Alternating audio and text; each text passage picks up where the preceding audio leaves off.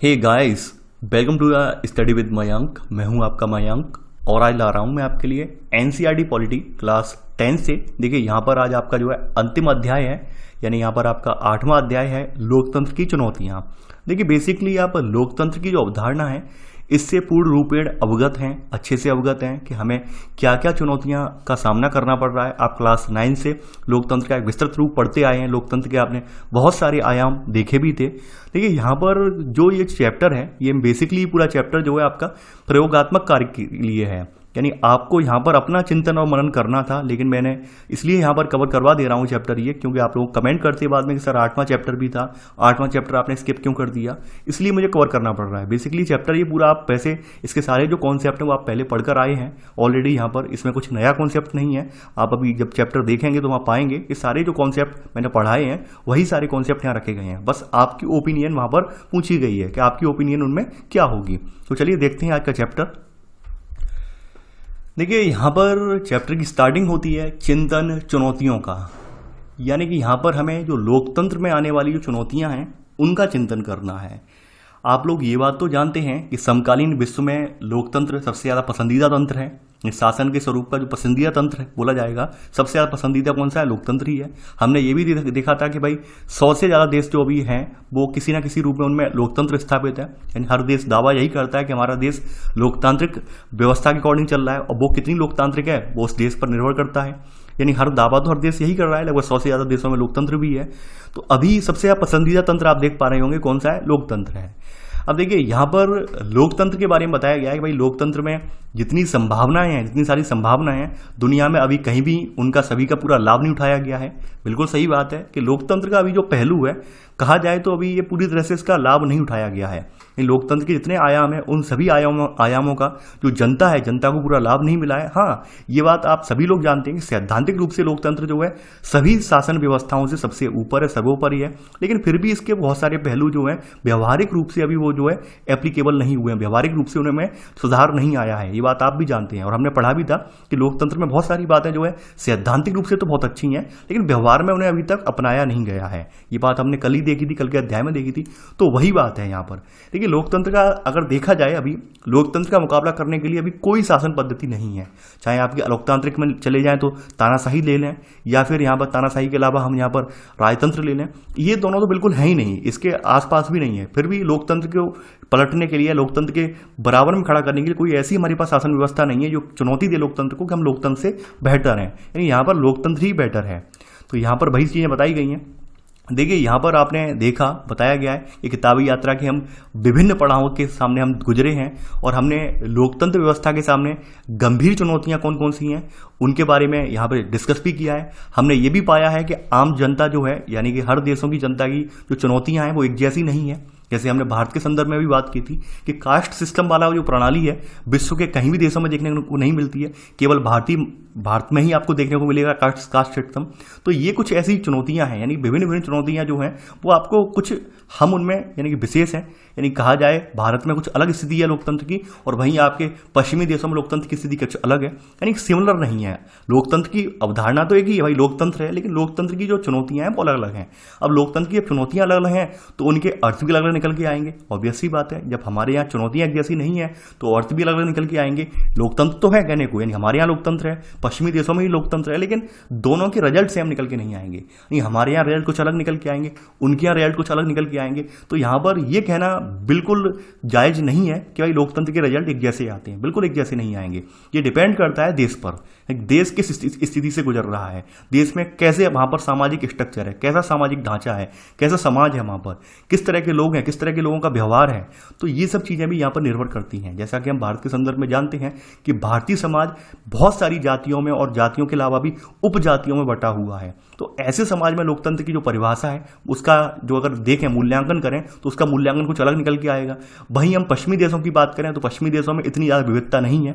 पश्चिमी देशों में तो सिर्फ और सिर्फ 2 पंथ हैं, यानी वहाँ पर क्या है, ईसाई धर्म के कैथोलिक और प्रोटेस्टेंट वाले केवल 2 पंथ हैं। क्या हमारे यहाँ केवल 2 पंथ हैं? नहीं, हमारे यहाँ तो बहुत सारे पंथ हैं। बहुत सारे पंथ होने के बाद भी हमारे यहाँ बहुत सारी जातियाँ हैं, फिर उपजातियाँ हैं। तो उन सब के बीच हमारे यहाँ लोकतंत्र ने कैसे सामंजस्य बिठाया है, ये अपने आप में एक बहुत बड़ी चुनौती रहा है। ये बात आप जानते हैं। हमारी जो संविधान निर्माता थे, उनके सामने एक गंभीर चुनौती थी कि इस जो विविधता है, इस विविधता को हम कैसे समेटें, इस विविधता को हम कैसे एकबद्ध करें, एक सूत्र में पिरोएं। इसके लिए उन्होंने जो है हमारा संविधान बना के तैयार किया और कोशिश ये की कि हमारा देश विविधता से एकता में पिरो जाए। तो ये बात आप देखते भी होंगे, बहुत हद तक प्रयास जो रहे सफल भी रहे, लेकिन कुछ हर जगह आप जानते हैं, हर जगह ऐसा नहीं है केवल भारतीय संविधान में ही है, हर जगह के संविधान में कुछ ना कुछ बुराइयां होती हैं। लेकिन समय के साथ साथ जैसे जैसे हम लोग डेवलप्ड होते जाते हैं, जैसे जैसे हमारा विकास होता जाता है, तो हम वो सब बाधाएं भी निपटाते जाते हैं। जैसा कि हमने देखा भी है कि आने वाले 70 सालों में हमने जो तरक्की की है, जो हमारा सामाजिक सुधार हुआ है, वो कहीं ना कहीं यहाँ पर देखा जाए जैसी हमने 1950 से पहले की स्थिति थी उससे तो कई गुना बेहतर ही है। ये बात आप जानते भी हैं। अब देखिए यहाँ पर जो चुनौती वर्ड है, उस चुनौती वर्ड को डिफाइन किया गया है। बहुत अच्छी बात यह है कि हमें यहाँ पर एनसीईआरटी में जो बारीक बारीक वर्ड हैं उनके अर्थ यहाँ पे डिटेल में समझने को मिलते हैं। ये बात आपने देखी भी होगी कि आपने बारीक बारीक जो अर्थ हैं, हम बहुत बार उन्हें यथा पढ़ते ही चले जाते हैं। हमें लगता है चुनौती हो गई, चुनौती हाँ पढ़ लिया, बहुत अच्छा लगा कि हाँ चुनौती का मतलब ये है कि कुछ ऐसा जो कर पाना लगभग असंभव है, लेकिन हाँ ऐसा यानी कर पाना जो है लगभग जो है कठिन पूर्वक है, यानी कि हम उसे करना जो है बहुत ज़्यादा कठिनाई पूर्वक रहेगा, लेकिन असंभव नहीं है। यानी चुनौती का मतलब आपने यही देखा होगा कि है उसे अचीव करने में किसी चीज़ को कठिनाई जरूर है, लेकिन असंभव नहीं है। तो यहाँ पर चुनौती का अर्थ यही बताया गया है कि किसी मुश्किल, यानी अगर इसकी मुश्किल से भीतर ऐसी संभावना है कि उस मुश्किल से छुटकारा मिल सके, तो हम उसे चुनौती कहते हैं। यानी मान लीजिए कोई हमारे सामने समस्या है, लेकिन समस्या के भीतर भी एक जो है समाधान या छुटकारा मिलने का वहाँ पर हमें एक रास्ता दिख रहा है, तो हमारे लिए वो चुनौती है। बिल्कुल सही बात है। यानी कि जहाँ पर ये जो चुनौती वर्ड है, चुनौती वर्ड यहाँ पर कोई बाधा नहीं है, यानी कि यहाँ पर चुनौती वर्ड कोई असंभव कार्य नहीं है, चुनौती वर्ड संभव कार्य है। बस यहाँ पर दिक्कत ये है कि यहाँ पर थोड़ी कठिनाइयाँ हमें आएंगी, थोड़ा स्ट्रगल करना पड़ेगा, हम अचीव जरूर कर सकते हैं। यहाँ पर कहने का अर्थ यहाँ पर ये है, यानी कि ऐसा नहीं है चुनौती है हमारे लिए। जैसे हमने देखा था, अगर हम बात करें अपने देश की, आपको याद होगा कि हमने विकलांगता या फिर हम बोल सकते हैं जो दिव्यांगता आज के समय में, तो उसे खत्म करने का हमने प्रण लिया था। आपको याद होगा 1975 से पहले हमारी सरकारों ने प्रण लिया था कि हम अपने देश को जो है पोलियो मुक्त बनाएंगे। एक चुनौती था देश में, इतना बड़ा विशाल देश है, एक बहुत बड़ी विशाल जनसंख्या है, कैसे हम इसे जो है यहाँ पर वैक्सीन उपलब्ध करवाएंगे, कैसे हम इसे वैक्सीन यहाँ पे प्रोवाइड करवाएंगे। लेकिन सरकारों ने प्रयास किए, हर संडे के संडे आपने देखा कैंप लगाए जाते थे, आपने देखा होगा, मैंने आपने सभी लोगों ने पी होगी 2 बूंद जिंदगी की, अमिताभ बच्चन ने उसका ब्रांड एम्बेसडर भी बने थे, उसके ऐड भी करते थे। तो आपने देखा होगा आज हम रिजल्ट ये पाते हैं कि हमारे देश में एक सिंगल बच्चा भी पैदा होने वाला विकलांगता से ग्रसित नहीं है। यानी हमारे लिए कभी चुनौती तो था, विकलांगता को हमें खत्म करना है, लेकिन हम जब उस काम में जुट गए तो यकीन मानिए लंबा समय तो लगा, लगभग 40 से 45 सालों का समय तो लगा, लेकिन हमने विकलांगता को भारत से बिल्कुल मुक्त कर दिया। आप देख रहे होंगे अभी जो पैदा होने वाले बच्चे हैं बेशक कुपोषण के शिकार हैं, बेशक कम वजन वाले हैं, लेकिन वो विकलांग नहीं है। ये बात आपने देखी है, ये आपके सामने एक एग्जाम्पल लिया है। ऐसे में 20 एग्जाम्पल आपको गिना सकता हूं जो हमारे लिए भारत के सामने एक गंभीर चुनौती तो थे, लेकिन जब हम उन पर लग गए, उस चुनौती को हमने समझा, इस चुनौती को हम निपटा सकते हैं, तो यकीन मानिए वो हमारे लिए असंभव से संभव बन गए। जैसे आपके सामने एक और चुनौती थी आज़ादी के बाद, जैसे हमें मालूम है जो PL 480, जिसका जिक्र मैंने पहले भी किया था, जब मैंने अर्थशास्त्र पढ़ाया था वहाँ पे PL 480 का जिक्र किया था कि ये क्या था। PL 480 एक अनुबंध था जिसके जरिए हमें अमेरिका से जो अनाज मिलता था, लेकिन किसी कारणवश हमारे जो उस समय के तत्कालीन प्रधानमंत्री थे जवाहरलाल नेहरू, उन्होंने जो है एक समिट के दौरान अमेरिका का समर्थन ना कर किसका समर्थन कर दिया था, रसिया का समर्थन कर दिया था। तो इस बात से लेकर जो अमेरिका के वहाँ पर जो डेलीगेट्स थे, अमेरिका के जो प्रमुख व्यक्ति थे, वो वहाँ पर नाराज हो गए थे। वो कहते थे खाते हमारी हैं, भाई जो हम लोग आम बात कहते हैं खाते हमारी हैं और बजाते उनकी हैं, तो वही उनका नारा था कि भाई अनाज के लिए हम पे डिपेंड है, लेकिन समर्थन उनका कर रहे हैं। तो ये बात कहीं ना कहीं प्रधानमंत्री को बहुत नागवार गुजरने लगा कि वाकई में ये तो हमारे लिए शर्मनाक है। तो उसके बाद प्रयास किए गए, हरित क्रांति आई, हरित क्रांति ने जो है आपने देखा होगा चुनौती तो था, कैसे हमें अचीव करवाना है, क्या करवाना है, लेकिन असंभव नहीं था। आने वाले 10 सालों में हमारे यहाँ फिर से खेत लहलहाने लगे और हम एक जो है अनाज संपन्न देश बन गए। हम जो अनाज पहले भारत से आयात करते थे वो आयात करना हमने बंद कर दिया। अब हमारे यहाँ इतना ज़्यादा अनाज होने लगा कि हम उसे निर्यात करने में भी सक्षम हो गए।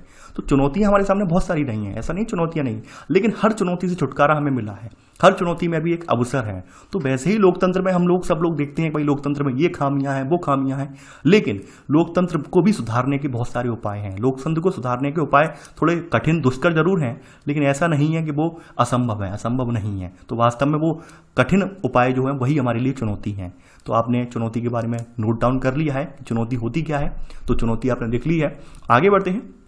अब देखिए यहाँ बताया गया है कि अलग अलग देशों के सामने अलग अलग तरह की चुनौतियां हैं, जो जैसा कि अभी मैंने पहले बोला था कि हर देश की चुनौतियां एक जैसी नहीं हैं।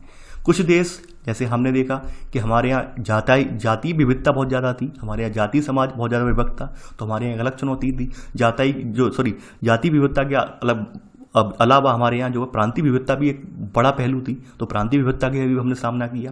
लेकिन हमारा अगर देखें तो आधार में हमारे यहाँ जातीय विविधता बहुत ज़्यादा अहम रही है। तो हमने फिर भी कोशिश की, हमने प्रयास किया कि हमारा समाज जो एकबद्ध हो, एक सूत्र में हम पिरो पाएँ।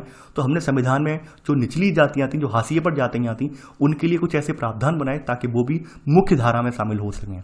तो हमारे लिए उस समय जो है ये सब चुनौतियाँ तो थे, लेकिन ऐसा नहीं है असंभव नहीं है। आज आप उनका रिजल्ट देख पा रहे होंगे। तो वैसे ही यहाँ पे बताया गया है कि भाई दुनिया के अलग अलग देशों में लोकतंत्र के लिए अलग अलग चुनौतियाँ हैं। हर देश की एक जैसी यहाँ पर जो है परेशानियाँ नहीं है, हर देश में अलग अलग चुनौतियाँ हैं। तो यहाँ पे बताया गया है कि भाई दुनिया के 1/4 देश ऐसे भी हैं आज जहाँ पर लोकतांत्रिक शासन व्यवस्था नहीं है। ये बात बिल्कुल सही बात है। यानी कि यहाँ पे सबसे बड़ी बात ये है, सेकंड पॉइंट आप लिख लेना, अलग अलग देशों के सामने अलग अलग तरह की चुनौतियाँ हैं। इसी में सब पॉइंट कि दुनिया के 1/4 हिस्से में अभी भी लोकतांत्रिक शासन व्यवस्था नहीं है। अब यहाँ पर जहाँ पर लोकतांत्रिक शासन व्यवस्था नहीं है, वहाँ पर सबसे बड़ी चुनौती क्या है? तो वहाँ पर सबसे बड़ी चुनौती है कि भाई लोकतंत्र कैसे स्थापित किया जाए। ये सबसे बड़ी चुनौती है। जहाँ पर देश में लोकतंत्र नहीं है, जहाँ पे राजतंत्र या फिर तानाशाही तंत्र कायम है, तो वहाँ पर सबसे बड़ी चुनौती हमारे लिए क्या है? लोकतंत्र कैसे स्थापित किया जाए। लोकतंत्र सरकार गठित करने के लिए बुनियादी आधार बनाना एक चुनौती है। वहाँ पर गैर लोकतांत्रिक शासन व्यवस्था को गिराना, सत्ता पर सेना का नियंत्रण समाप्त करना, जैसे पाकिस्तान जैसे कंट्री है। पाकिस्तान में क्या है, लोकतंत्र तो है, लेकिन वहाँ पर सत्ता पर हमेशा सेना हावी रहती है। तो इन देशों में सत्ता पर से सेना का नियंत्रण समाप्त करने की एक चुनौती है। इन्होंने अपने आप में संप्रभु बनाने की चुनौती है। आप देखते होंगे पाकिस्तान जैसा देश अमेरिका के, चाइना के कहीं में चलता है, कभी अपना डिसीजन नहीं ले पाता, स्वतंत्र होकर, सोवरेन होकर, संप्रभु होकर अपना डिसीजन नहीं ले पाता है, हमेशा इनके दबाव में कार्य करता है। तो ऐसे बहुत सारे कंट्री ऐसे हैं जिनमें वाकई में कुछ में लोकतंत्र स्थापित है, कुछ में लोकतंत्र स्थापित नहीं है। तो इनमें ये सब चीज़ें चुनौतियाँ ही हैं। वास्तव में इन सब में ये सब चुनौतियाँ ही हैं हमारे लिए। लोकतंत्र कैसे स्थापित किया जाए, उन लोकतंत्र स्थापित करने के लिए बुनियादी आधारी सिद्धांत जो है वो कैसे स्थापित किए जाए, गैर लोकतांत्रिक सरकार कैसे हटाई जाए, तो ये सब चुनौतियाँ ही हैं हमारे लिए। तो वही सब चीज़ें यहाँ पर बताई गई हैं। तो यहाँ पर आप इसमें सब पॉइंट लिख लेना, ठीक है। तो यहाँ पर इसमें सब पॉइंट लिख लेना कि इन देशों में लोकतंत्र स्थापित करना चुनौती है। इन देशों में लोकतंत्र व्यवस्था जो है गठित करने के लिए बुनियादी आधार बनाने की चुनौती है। ये लिख लेना सब पॉइंट इसमें, सेकंड सब पॉइंट इसमें, ठीक है। ये इसमें सेकंड सब पॉइंट लिख लेना। देखिए यहाँ पे कुछ पॉइंट्स मैं लिखवा देता हूँ साथ के साथ, ताकि आप जो है वो लाइन अपनी पूरी करने, और अपनी लाइन पूरी करने के अकॉर्डिंग आप जैसे लिखना पड़ेगा आपको, कहीं पर पूरा व्याख्यान आप दे दें। तो आपने ये सब चीज़ें अभी आपने देखी। इसके अलावा जो लोकतांत्रिक व्यवस्थाएं हैं चल रही हैं, यानी जिन देशों में लोकतांत्रिक व्यवस्थाएं ऑलरेडी कायम हैं, वहाँ पर भी चुनौतियाँ हैं। वहाँ पर बुनियादी सिद्धांतों को सभी इलाकों में लागू करना, सभी सामाजिक समूहों और विभिन्न संस्थाओं में लागू करना शामिल है। बिल्कुल सही बात है कि हमारे जैसे देश, जो आपके भारत जैसे देश हैं, तो वहाँ पर जो लोकतंत्र के बुनियादी सिद्धांत हैं, आप देख पा रहे होंगे आज भी देश में, यानी आज़ादी के 70 साल बाद भी हमारे यहाँ जो भेदभाव है, भेदभाव का अंत नहीं हुआ है। आज भी ऊंच नीच का भेद बना हुआ है समाज में। आप देखते होंगे अखबारों में, आप देखते होंगे न्यूज़ चैनल वगैरह में किस तरह से अत्याचार हो रहे हैं दलितों पर, जो निचले तबके के लोगों पर। आज भी व्यवस्था वो चेंज नहीं हो पाई है। यानी कि हमने कानूनी रूप से तो अधिकार दे दिए, कानूनी रूप से तो सक्षम बना दिया, लेकिन अभी भी हमारा समाज जो है वो पिछड़ेपन का शिकार है। तो कहीं ना कहीं ये हमारे लिए पिछड़ापन जो दूर करना है, ये एक चुनौती के रूप में, असंभव नहीं है, चुनौती है। इसका तरीका बस वही है, जैसा कि मैंने बताया। देखिए हमेशा आप लोगों को शिक्षित कीजिए। लोग अगर शिक्षित होंगे, लोगों में जो है ज्ञान आएगा, तो लोग अपने आप ये ऊंच नीच, ये सब जो भेद हैं, ये सब मिटा देंगे। और लोग शिक्षित नहीं होंगे, लोग परंपरागत रूढ़िवादिताओं से जुड़े होंगे, तो यकीन मानिए हमारा समाज जो है कभी आगे नहीं बढ़ पाएगा। हमारा समाज जो है उन्हीं रूढ़िवादिताओं की जंजीरों में जकड़ा रह जाएगा। तो जरूरी है किसी व्यक्ति को अच्छी और बेहतर शिक्षा देना। तो यहाँ पर वही सब चीज़ें हैं, ठीक है। तो ये हमारे लिए चुनौती है। आगे बढ़ते हैं। यहाँ पर बताया गया है कि सिद्धांतों के व्यावहारिक स्तर पर लागू करना जो चुनौती है, महिलाओं और अल्पसंख्यक समूहों को उचित भागीदारी चुनौती है। तो ये सब चुनौतियाँ आप जानते हैं, और ये चुनौतियों का सामना ऐसा नहीं है हम ही लोग कर रहे हैं, ये सभी, यानी भारत और दुनिया के सबसे पुराने लोकतंत्र अमेरिका जैसे देश भी ये चुनौती सामना कर रहे हैं। तो यहाँ पर आप अगला पॉइंट आप लिख लेना। देखिए थर्ड पॉइंट आप लिखेंगे कि अधिकांश स्थापित लोकतांत्रिक व्यवस्थाओं में बुनियादी सिद्धांतों को सभी इलाकों, सभी सामाजिक समूहों और विभिन्न संस्थाओं में लागू करना एक चुनौती है, ठीक है, ये लिख लेना थर्ड पॉइंट। इसके अलावा इसी में सब पॉइंट लिख लेना। महिलाओं यानी कि संघ के सिद्धांतों को व्यवहारिक स्तर पर लागू करना, महिलाओं और अल्पसंख्यक समूहों की भागीदारी सुनिश्चित करना, ये भी चुनौतियां हैं। इसी में लिख लेना सब पॉइंट। तो ये तो आपने चुनौतियों के बारे में लिख लिया कि ऐसा नहीं है कि चुनौती केवल जिनमें लोकतंत्र नहीं है देशों में उनमें चुनौती नहीं है, चुनौती हमारे यहाँ भी है। हमारे यहाँ लोकतंत्र स्थापित है तो यहाँ पर भी चुनौतियां हैं। ऐसा नहीं चुनौतियों का हमने सामना कर लिया है, हमने लोकतंत्र स्थापित कर दिया तो हमारी सारी जो समस्याएं खत्म हो गई। हमने कल ही पढ़ा था कि लोकतंत्र हर मर्ज की दवा नहीं है। लोकतंत्र ऐसा नहीं है कि लोकतंत्र ले आए तो हर प्रॉब्लम हमारी सॉल्व आउट होगी, ऐसा बिल्कुल भी नहीं है। ये बात हमने कल ही के चैप्टर में देखी थी।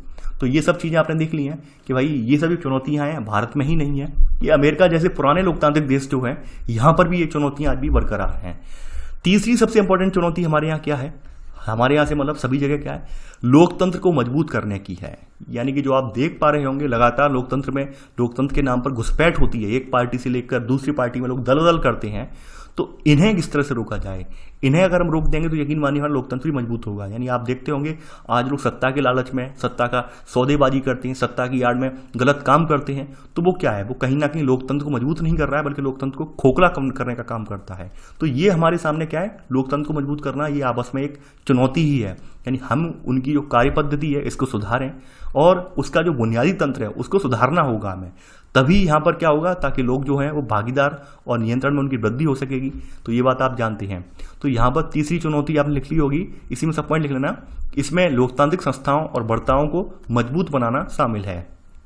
ठीक है, ये आपने लिख लिया होगा। अब देखिए आप सभी लोग जानते हैं कि भाई लोकतंत्र के अर्थ जो है हमने देखा था कि दुनिया के सभी देशों में जहाँ जहाँ लोकतंत्र स्थापित है सभी में लोकतंत्र का अर्थ एक जैसा नहीं है। हर देश में लोकतंत्र का अर्थ अलग अलग है, हर देश के लोगों की अपेक्षाएं लोकतंत्र से अलग अलग हैं। जैसे हम अपने देश की बात करें, हमारे यहाँ जो किसान हैं, कृषक हैं, उनकी अपेक्षाएं लोकतंत्र से अलग हैं। स्टूडेंट्स हैं, अभ्यर्थी हैं, उनकी समस्याएं अलग अलग हैं, उनकी अपेक्षाएं अलग अलग हैं।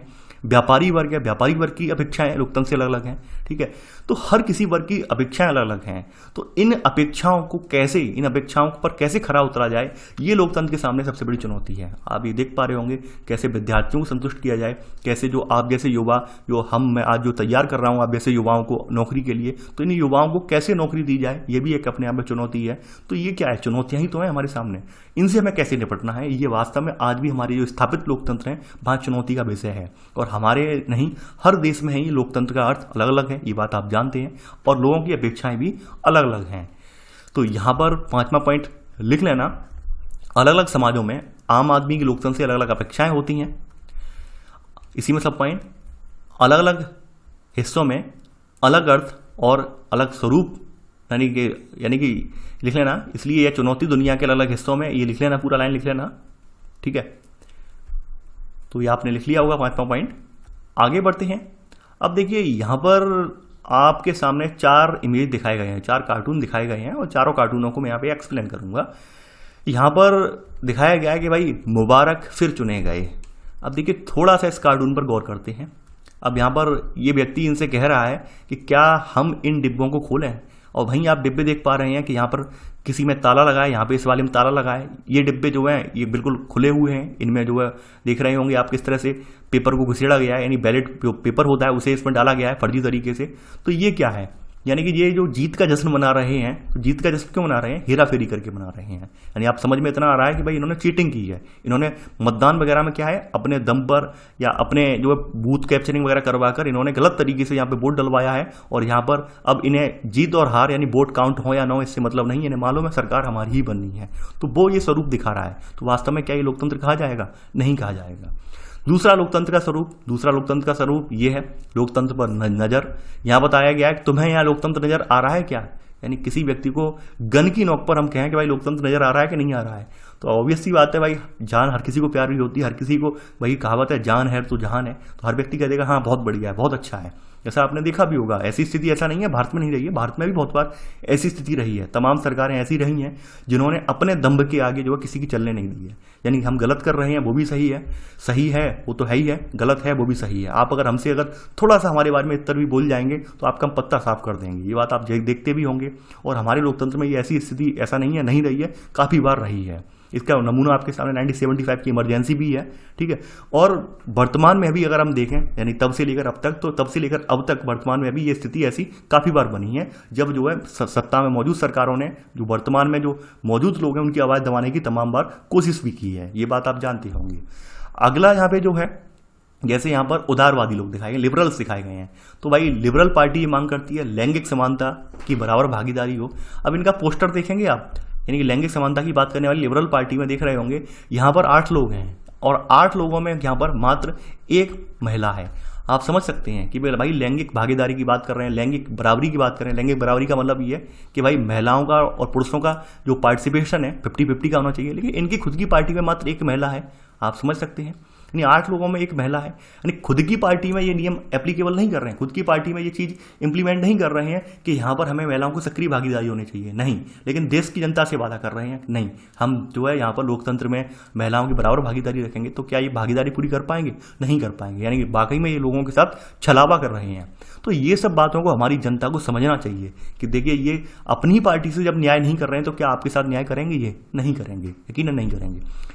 दूसरी तस्वीर बिल्कुल सटीक है, और ये तस्वीर जो है यहाँ पर आपका व्हाइट हाउस दिखाया गया। व्हाइट हाउस ही नहीं, ये हर जगह की तस्वीर है। ये चुनाव अभियान का पैसा, यानी आज संसद तक पहुंचने का रास्ता क्या बन गया है? पैसा बन गया है। यहाँ पर ये पैसे को कारपेट के रूप में दिखाया गया है, यानी आपके पास जितना ज़्यादा धन होगा, आप सत्ता में उतनी ज़्यादा आपकी रसूख होगी, उतनी ज़्यादा पहुंच होगी। और अक्सर यही सब कर रही हैं पार्टियां। आपने देखा होगा, विधायकों को खरीद फरोख्त, विधायकों सांसदों की खरीद फरोख्त, पैसे दे देकर विधायकों को जोड़ना तोड़ना, ये सब क्या है? ये सब सत्ता सरकार बनाने की कवायद, ये सब क्या है? ये चुनाव अभियान में जो गलत तरीके से पैसा इस्तेमाल कर रहे हैं, ये सब यही है। ये सरकार हमें बनानी जोड़ तोड़ करके, पैसा लेकर इधर उधर से इकट्ठा कर कर, तो ये सब चीज़ें कहीं ना कहीं लोकतंत्र को मजबूत नहीं कर रही हैं, बल्कि लोकतंत्र को खोखला कर रही हैं। और यकीन मानिए जनता के साथ एक बहुत बड़ा धोखा कर रही हैं ये लोग, ठीक है। तो ये चीज़ें आप देख पा रहे होंगे। 4 कार्टून है, चारों कार्टून आपने देख लिए। अब देखिए, यहाँ पर बताया गया है, उदाहरण और संदर्भ दिए गए हैं। इस मामले में लोकतंत्र की चुनौती का आपका विवरण क्या है? जैसे मैक्सिको की आपने PRI पार्टी देखी थी, सन 2000 में उसे दूसरा स्वतंत्र चुनाव हुआ, वहां पर धांधली हुई। धांधली के बाद वहां पर एक टीम गठित की गई, तो उसने पाया कि वहां के जो राष्ट्रपति हैं चुने गए हैं वो धांधली से चुने गए हैं, तो आपने देखा उन पर एक्शन भी लिया गया। चीन हमेशा ये बात करता है कि भाई हम यहाँ पर लोकतांत्रिक सरकार है, लेकिन यहाँ पर कम्युनिस्ट पार्टी का ही अधिकार है और कम्युनिस्ट पार्टी यहाँ पे सर्वे सर्वा है। तो क्या ये लोकतांत्रिक है? यानी एक एकाधिकार वाला देश है और अपने आप को लोकतांत्रिक बता रहा है, तो क्या यहाँ पे लोकतांत्रिक अधिकारों की बात हो रही है? नहीं हो रही है। पाकिस्तान में जैसे जनरल पर जो परवेज मुशर्रफ ने अपनी यहाँ पे हुकूमत चलाने के लिए क्या किया? सेना के जरिए जो है यहाँ पर सेना के जरिए उन्होंने सत्ता पर नियंत्रण स्थापित कर लिया। तो यहाँ पर क्या पाकिस्तान लोकतांत्रिक माना जाएगा? नहीं माना जाएगा। इराक की स्थिति में आपने वही देखी कि यहाँ पर सांप्रदायिक हिस्सा बड़े पैमाने पर हो रही। सांप्रदायिक हिस्सा में देश गृहयुद्ध की आंख में झोंक दिया गया। बाहरी जो देश हैं उन्हें हस्तक्षेप करना पड़ा। उसके फलस्वरूप नुकसान किसे हुआ? वहाँ की जनता को। वहाँ की सरकारों को नुकसान नहीं हुआ, वहाँ की जनता को झेलना पड़ा। ये भी आपने देखा ही होगी।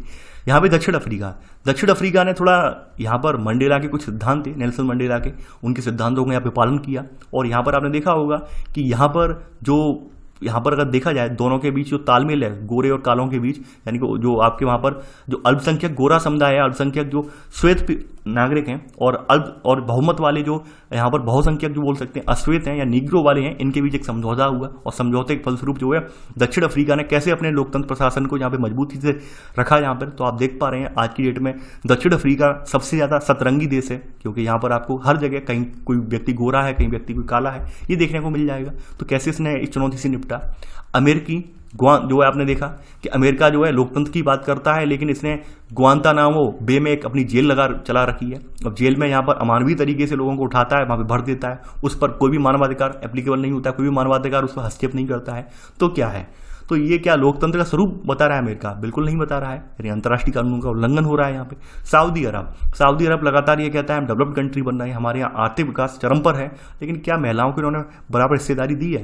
नहीं दी है। वहीं धार्मिक अल्पसंख्यकों की स्थिति क्या बेटर है? नहीं है। धार्मिक अल्पसंख्यकों को भी आज़ादी नहीं है। यूगोस्लाविया, यहाँ पर भी स्थिति वही थी। यानी कोसोवो प्रांत में जो सर्ब और अल्बेनियाई लोग थे, इनके बीच जातीय चुनाव हुआ और यूगोस्लाविया जो था ये बिखर गया। ये भी आपने देखा। तो ये सब चीज़ें थी, इन पर अपना विवरण यहाँ पर लिखना है इनमें पैराग्राफ में, तो वही सब चीज़ें यहाँ बताई गई हैं। बेल्जियम ने डच और फ्रेंच के बीच यहाँ पे सामंजस्य स्थापित कर दिया और स्वायत्तता की जो थी यहाँ पर स्वायत्तता की मांग पर उन्होंने ध्यान दिया। इसकी वजह से यहाँ बेल्जियम जो था एक आदर्श लोकतंत्र का प्रतीक बन गया। वहीं श्रीलंका में क्या था, श्रीलंका में कुछ जो बहुसंख्यक सिंहलियों ने अल्पसंख्यक तमिलों का जो है यहाँ पर बार बार उन्हें सम्मान नहीं दिया, बार बार उन्हें पूरा भागीदारी नहीं दी। तो भागीदारी ना देखने की परिणति ये बनी कि वहाँ पर गृह युद्ध हुआ, और गृह युद्ध ऐसा गृह युद्ध हुआ कि वहाँ पर लाखों लोग अपने ही देश में प्रवासी बनकर रह गए। ये बात भी आपने देखी। वहीं आपने सिविल राइट्स मूवमेंट अमेरिका में देखा, यानी कि आपने जो रोजा पार्क्स वाला जो मूवमेंट था वो आपने देखा किस तरह से नागरिकों ने, अश्वेत लोगों ने अपने अधिकारों की बात कही, किस तरह से उन पर जो अत्याचार हो रहे थे, उनके साथ भेदभाव हो रहे थे, उस भेदभाव को मिटाने के लिए सिविल राइट्स मूवमेंट ने एक विस्तृत रूप लिया। और रोजा पार्क्स जो महिला थी उसका सूत्रधार बनी, ठीक है, प्रणेता बनी। तो वो भी आपने देखा। यहाँ पर उत्तरी आयरलैंड, यहाँ पर इन्होंने गृह युद्ध कैसे शांत किया, यानी कैथोलिक और प्रोटेस्टेंट लोगों के पारस्परिक विश्वास का अभाव था, इस वजह से यहाँ पर क्या था, यहाँ पे गृह युद्ध बना हुआ था। लेकिन जब इनमें दोनों म्यूचुअल अंडरस्टैंडिंग हुई तो यहाँ पर भी गृह युद्ध समाप्त हो गया। नेपाल में आपने देखा काफ़ी बार यहाँ पर संविधान बनाया गया, 5 बार लगभग संविधान बनाया गया। हम इसके बारे में क्लास 11th में डिटेल में देखेंगे। यहाँ पर लगभग 5 बार संविधान बनाया गया और 5 बार यहाँ पर रिजेक्ट कर दिया गया। फिर अंतिम बार सन 2015 में जो प्रभावी रूप से संविधान बनाया गया, जिसे लोगों ने एक्सेप्ट किया। ना एक्सेप्ट करने का रीजन यही था क्योंकि जो संविधान पहले बनाया गया था उसमें कहीं ना कहीं राजतंत्र का हस्तक्षेप बहुत ज़्यादा था, इसलिए वहाँ की जनता ने इसे एक्सेप्ट ही नहीं किया। और लगातार आंदोलन के फलस्वरूप वहाँ भी राजतंत्र को अपनी गद्दी से हटना पड़ा और एंड में लोकतंत्र पूर्ण रूपेण स्थापित हुआ। बोलीविया का अपना संघर्ष देख लिया, ठीक है। तो यहाँ पर बोलीविया में क्या देखा कि यहाँ पर बहुराष्ट्रीय कंपनियों ने धमकी दी कि हम देश छोड़कर चले जाएंगे। यानी आपने देखा बोलीविया में क्या हुआ था कि भाई जल को लेकर एक संकट था और बहुराष्ट्रीय कंपनियों ने अपना यहाँ पर जो कब्जा जमा लिया था, फिर वहाँ पर भी हुआ संघर्ष। तो आपने ये सब चीज़ें देखी हैं, इन सब चीज़ों का आपने अध्ययन क्लास 9 से किया है, ये कोई नई चीज़ें नहीं हैं। अब देखिए यहाँ पर बताया गया है अलग अलग तरह की चुनौतियाँ जो हम अभी लोकतंत्र में फेस कर रहे हैं, वो क्या हैं। सबसे पहली चुनौती देखिए, ये जो टॉपिक मैं यहाँ पे डिस्कस कर रहा हूँ या डिस्क्राइब कर रहा हूँ, इन टॉपिक्स पर चर्चा हम लक्ष्मीकांत वाली किताब में कर चुके हैं। संवैधानिक बनावट, लोकतांत्रिक अधिकार, इन सभी पर हम बात कर चुके हैं। तो यहाँ पर ये आधुनिक लोकतंत्र में चुनौतियाँ जो हैं, तो ये चुनौतियों पर इन पर आपको अपनी राय व्यक्त करनी है। अब है क्या कि आप लोग तो भाई यहाँ पर इतने महान लोग हैं कि भाई अगर मैं एक चैप्टर भी यहाँ छोड़ देता हूँ तो आप लोग 50 कमेंट करके पूछते हैं क्यों छोड़ दिया, क्या छोड़ दिया। लेकिन अगर आप वास्तविकता में चैप्टर उठा के देखते हैं, ये चैप्टर आपके लिए अभ्यास कार्य के तौर पर था, मेरे लिए नहीं था। लेकिन वही बात है कि मुझे तो करवाना पड़ेगा क्योंकि आप लोगों के कमेंट इतने आते हैं कि सर छोड़ क्यों दिया, तो भाई मुझे करवाना पड़ा ये। वैसे ये सारे मुद्दे जो हैं ये हम सब डिस्कस कर चुके हैं। संवैधानिक बनावट के बारे में, लोकतांत्रिक अधिकारों के बारे में, ये सारा डिस्कस कर चुके हैं। ये किस तरह से संस्थाएं कामकाज कर रही हैं। तो संवैधानिक बनावट की बात करें तो हम अपने देश की बात करें, हमारे में विधायिका, न्यायपालिका और कार्यपालिका तीनों को अलग अलग रखा गया है, तीनों को सेपरेट रखा गया है, तीनों के अधिकार सेपरेट हैं, कोई किसी के में अतिक्रमण नहीं कर सकता है। तो बहुत हद तक ये व्यवस्था जो है कहीं ना कहीं अच्छी व्यवस्था मानी जाएगी। यानी अच्छी व्यवस्था इसलिए मानी जाएगी कि कोई किसी में अतिक्रमण नहीं कर रहा है। यानी कि यहाँ पर ऐसी स्थिति कभी क्रिएट नहीं होगी कि जैसे आपने पाकिस्तान में देखी कि सेना हावी होगी सत्ता पर, ऐसी स्थिति भारत में कभी क्रिएट नहीं हो सकती क्योंकि हमारा जो संवैधानिक ढांचा है, संवैधानिक बनावट इस प्रकार की है कि हर किसी को अपनी अपनी हमने हद में रहना बता दिया है कि आप अपनी हद में, आपकी लिमिटेशंस कितनी है वो हद यहाँ पर हमने पहली लाइन खींच ली, लक्ष्मण रेखा हमने पहली की डाल दी है, उससे आगे कोई नहीं निकल सकता है। तो वो बात हमारे संविधान में बहुत अच्छी है। दूसरी बात लोकतांत्रिक अधिकार, यानी आपने देखा होगा कि हमने कैसे मौलिक अधिकारों के जरिए हर व्यक्ति के अधिकारों की गारंटी को सुनिश्चित किया है और उसमें संवैधानिक उपचारों का अधिकार ऐड किया है। यानी कि अगर मान लीजिए जो हमें अधिकार दिए गए हैं, फंडामेंटल राइट्स दिए गए हैं, उनका हनन होने पर कोई व्यक्ति अनुच्छेद 32 और अनुच्छेद 226 के तहत, यानी अनुच्छेद 32 के तहत क्या सुप्रीम कोर्ट ने 226 के तहत जो हाई कोर्ट का दरवाजा खटखटा सकता है अगर उसके जो मौलिक अधिकारों का हनन होता है तो ये बात भी आपने देखी है। यानी हमने कुछ अपने जो बेसिक यानी बुनियादी अधिकार थे, जो जीवन जीने के बुनियादी अधिकार बोले जाते हैं किसी व्यक्ति के लिए गरिमापूर्ण जीवन जीने के लिए, उन्हें हमने मौलिक अधिकार रख दिया, फंडामेंटल राइट्स बना दिया ताकि उनका हनन होने पर व्यक्ति जो है उसे स्पेशल प्रावधान दिए जाएं और स्पेशल उन पर कार्रवाई की जाए। ये भी आपने देखा। संस्थाओं का कामकाज, देखिए संविधान ने हमारा बनावटी तय नहीं की, हमने हर संस्थाओं का कामकाज भी तय कर दिया कि भाई कौन सी संस्था अपना कैसा काम करेगी, किस तरह से अपना जो है निगमन करेगी और उन संस्थाओं पर किसका नियंत्रण होगा, ये हमने पहले ही डिफाइन कर दिया। तो संस्थाओं का कामकाज भी हमारा स्पष्ट है। यानी आपने देखा होगा कभी कभी हमारे देश में लोकतांत्रिक सरकार ना भी हो तो भी हमारे यहाँ ऐसी स्थिति नहीं आती कि संस्थाएं जो होती हैं डगमगा जाएं, बिल्कुल नहीं आती है। संस्थाओं का कामकाज जो होता है वो सुचारू रूप से चलता रहता है, चाहे वो आर्थिक या वित्तीय संस्थाएं हों। आपने देखा होगा वित्तीय संस्थाएं, मैं मान लीजिए सरकार सरकार अभी कोई नहीं बन पा रही है किसी जगह पर, तो भी वित्तीय संस्थाएं वित्तीय कामकाज अपने अपने फ्लो से अपने उसमें चलते जा रहे हैं, उसमें कोई दिक्कत नहीं है। तो ये क्या है, हमने हर चीज़ का जो है यहाँ पर पहले ही डिफाइन कर दिया संविधान में कि भाई कौन किसकी क्या हद है, कौन कहाँ पर रहेगा। चुनाव की बात करें तो हम सभी लोग जानते हैं कि भाई हमारे 5 साल में एक बार जो चुनाव का प्रावधान रखा है, 5 साल में एक बार हर हाल में चुनाव होने ही होने हैं, उससे पहले भी हो सकते हैं अगर स्थायी सरकार नहीं है तो।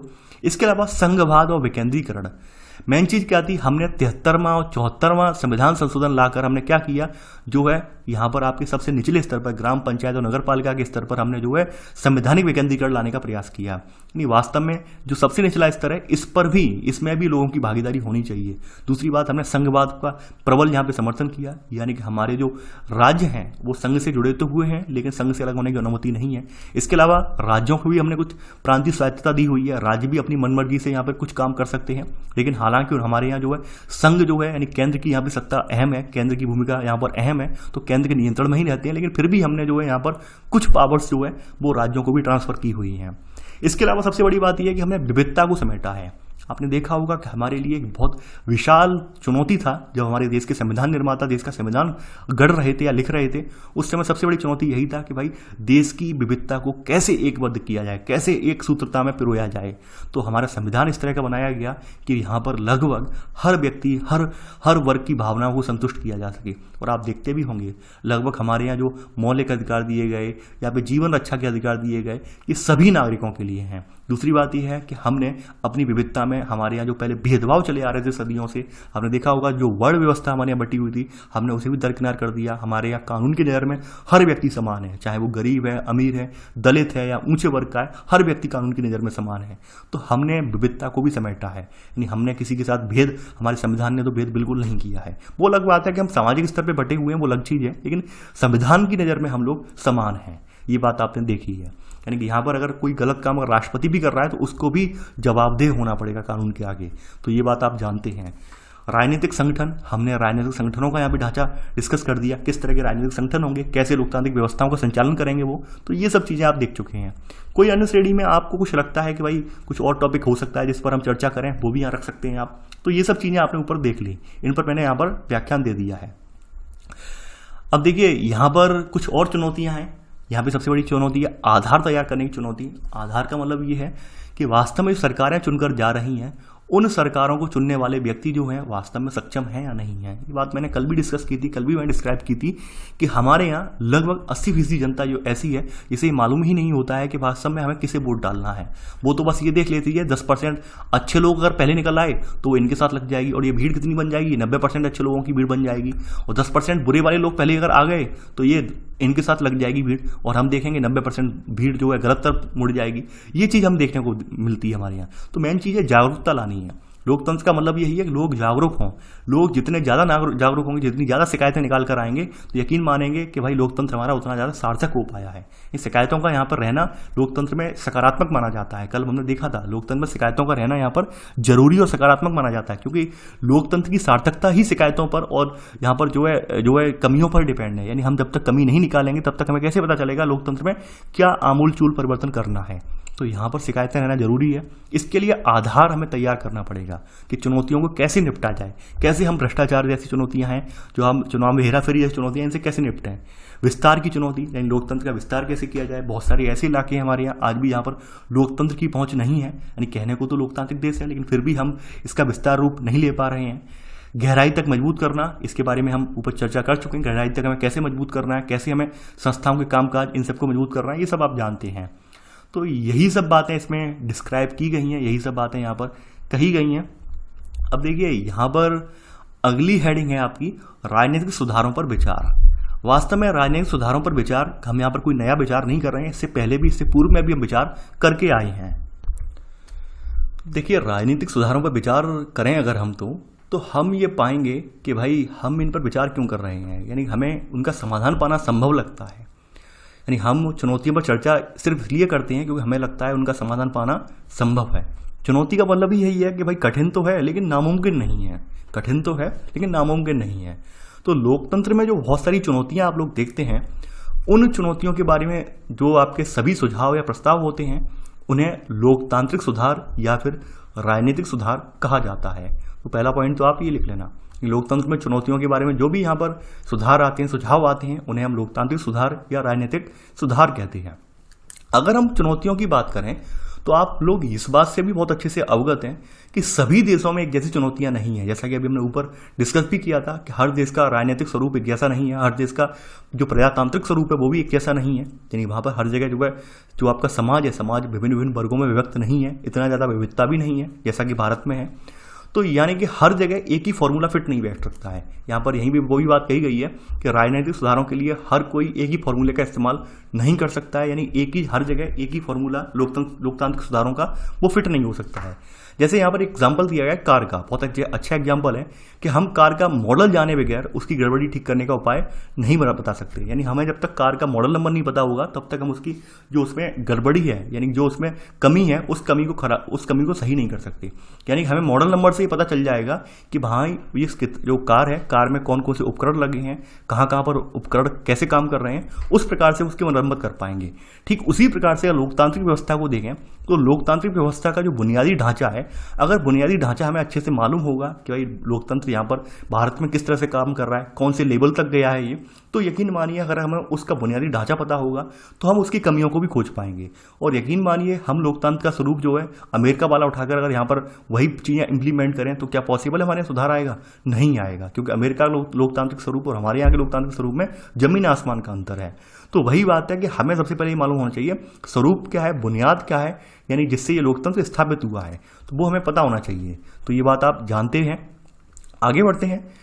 अब देखिए, हम बताया गया है कि हम राष्ट्रीय स्तर के सुधार के लिए कुछ प्रस्ताव बना सकते हैं, लेकिन हो सकता है सुधार की असली चुनौती राष्ट्रीय स्तर की ना हो, यानी वो तो राज्य या स्थानीय स्तर पर भी चुनौती हो सकती है। बिल्कुल बात सही है कि हम ऐसा भी हो सकता है कि भाई राजनीतिक स्तर पर हम क्या कर रहे हैं, हमने राष्ट्रीय स्तर पर सुधार बना दी है कि भाई राष्ट्रीय स्तर पर सुधार करना चाहिए, लेकिन वो चुनौती राष्ट्रीय स्तर पर ना होकर राज्य स्तर पर भी हो सकती है। यानी कि यहाँ पर वही बात बताई गई है कि भाई चुनौती कैसी है उस पर ज़्यादा डिपेंड करता है। अब जैसे आपने देखा होगा पहले जो अप्रोच थी, यानी कि जब जो आपकी कांग्रेस गवर्नमेंट थी, कांग्रेस गवर्नमेंट के दौरान ये अप्रोच थी कि हम ऊपर से जो भी डालेंगे वो छन कर, यानी छनकर का मतलब आप जान रहे होंगे कि आप सभी को पता है कि ऊपर से अगर 100 रुपये चलते हैं तो गरीब के पास आते आते वो 5 रुपया 1 रुपया ही मिल पाता है, 1 रुपया 10 रुपया ही मिल पाता है, बाद बाकी 90 रुपये बीच में गायब हो जाते हैं। ये बात आप जानते हैं। तो पहले वाली अप्रोच क्या थी, यानी इससे पहले जो गवर्नमेंट थी उनकी अप्रोच ये थी कि हम जो भी देंगे वो गरीब तक छनकर पहुँच जाएगा, यानी विभिन्न विभिन्न स्टेप्स विभिन्न विभिन्न विभागों से पहुँच कर गरीब तक पहुँच ही जाएगा, लाभ हो ही जाएगा। लेकिन वर्तमान सरकार ने उस अप्रोच को चेंज किया। वर्तमान सरकार ने कहा नहीं, हम जो देंगे वो गरीब के पास डायरेक्ट पहुँचेगा, हम उसके लिए बैंक अकाउंट का इस्तेमाल करेंगे, यानी बैंक खातों का इस्तेमाल करेंगे। यहाँ पर बीच में कोई मध्यस्थता नहीं रखेंगे, यानी यहाँ पर सीधी गवर्नमेंट होगी और गवर्नमेंट के बाद सीधे सीधे यहाँ पर बैंक अकाउंट में खाता धारक होंगे, यानी लाभ धारक होंगे। बीच में कोई ऑर्गेनाइजेशन नहीं होगी जो इन्हें यहाँ पर इन्हें जो निगमित करेगी। नहीं, उन्होंने कहा नहीं, हम डायरेक्ट इन्हें चिन्हित करेंगे और डायरेक्ट उनके खाते में पहुंचाएंगे, यानी बेनिफिशियरी के खाते में डायरेक्ट लाभ पहुंचेगा। उसका सुधार भी आप देख रहे होंगे। नहीं, आपने जो आधी धांधली भ्रष्टाचार था वो कहीं ना कहीं खत्म हो गया। बैंक खातों के जरिए लोगों की समझ में भी आया कि भाई अब जो पैसा है हमें किसी ठेकेदार के जरिए नहीं मिलेगा। कोई ठेकेदार पहले बहाने बनाते थे कि अरे फंड नहीं मिला है, हमारा अभी भुगतान नहीं हुआ है, अब वो भुगतान या फंड के बहाने नहीं बना पाएंगे। अब उन्हें पता है कि भाई अगर मनरेगा में हम काम कर रहे हैं और हमारा पैसा मिल रहा है हमें, तो खाते में आएगा पैसा, कोई दिक्कत ही नहीं है। तो ये चीज़ें क्या है, ये बुनियादी सुधार हैं। मेन चीज़ ये थी कि पहले सुधार और बाद में सुधार जो हुए उन सुधारों में ज़मीन आसमान का अंतर है। देखिए, एक बात और है, यहाँ पर काफ़ी सारे लोग सोचते हैं कि वर्तमान गवर्नमेंट या पुरानी गवर्नमेंट ऐसी थी वैसी गवर्नमेंट थी। हमेशा एक बात याद रखना, जैसी हमारी ज़रूरतें होती हैं उन ज़रूरतों के अकॉर्डिंग हम अपने आप को ढाल लेते हैं। देखिए, पहले हमें लगता था कि भाई जो व्यवस्था चल रही है सही है, फिर बाद में हमें लगा कि नहीं, इसमें जब हमारा जो आप देख पा रहे होंगे, यानी कि जो आपकी अभी बैंकिंग वाली जो प्रणाली मैंने बताई है, ये कैसे संभव हो पाई। ये संभव जब हो पाई है जब आपके यहाँ इंटरनेट की क्रांति आई, यानी कि जियो का जो 4G आया। जियो के 4G आने से आपने देखा होगा कि लोगों ने ऑनलाइन ट्रांजेक्शन में यहाँ पे बढ़ोतरी हुई। लोगों को लगा कि भाई अब बैंक जाने से बेटर है, अब मोबाइल से ट्रांजेक्शन कर सकते हैं। तो यहाँ पर गवर्नमेंट को सुधार भी करना पड़ा। बहुत सारे जो है यहाँ पर आपने देखा होगा बहुत सारे बैंकों ने ऑनलाइन, यानी ऑनलाइन आपकी जो है क्रेडिट और डेबिट के लिए यहाँ पर आपको जो है प्रेरित भी किया कि कैसे यहाँ पे पैसा निकाला जाए, डाला जाए। तो ये भी आपने देखा यहाँ पर, यानी कोई भी चीज़ यहाँ पर यकायक नहीं होती है। हमें जरूरी ये है कि भाई अभी जो व्यवस्था स्थापित हुई है उसके पीछे कोई ना कोई रीजन होता है। रीजन यही है कि हमारे यहाँ टेक्नोलॉजी में बदलाव आया तो हमारे यहाँ व्यवस्था में बदलाव आया। अब पूर्व में जो टेक्नोलॉजी थी वो उस समय इतनी विकसित नहीं थी, तो इस समय से वहाँ पर जो व्यवस्था थी व्यवस्था भी वहाँ पर लचर टाइप चल रही थी। अब टेक्नोलॉजी विकसित है तो भाई अब व्यवस्था में इम्प्लीमेंट देखने को मिल रहा है, सुधार देखने को मिल रहा है। तो हम जो ठीकरा फोड़ते हैं कि भाई फलानी गवर्नमेंट ने ऐसा नहीं किया, हमने ऐसा कर दिया, ये इसमें कोई नई बात नहीं है। मेन चीज़ है यहाँ पर क्या है, जैसे जैसे हमारा आधारिक ढांचा में बदलाव आता जाएगा वैसे वैसे इम्प्लीमेंट अपने आप होते जाएंगे।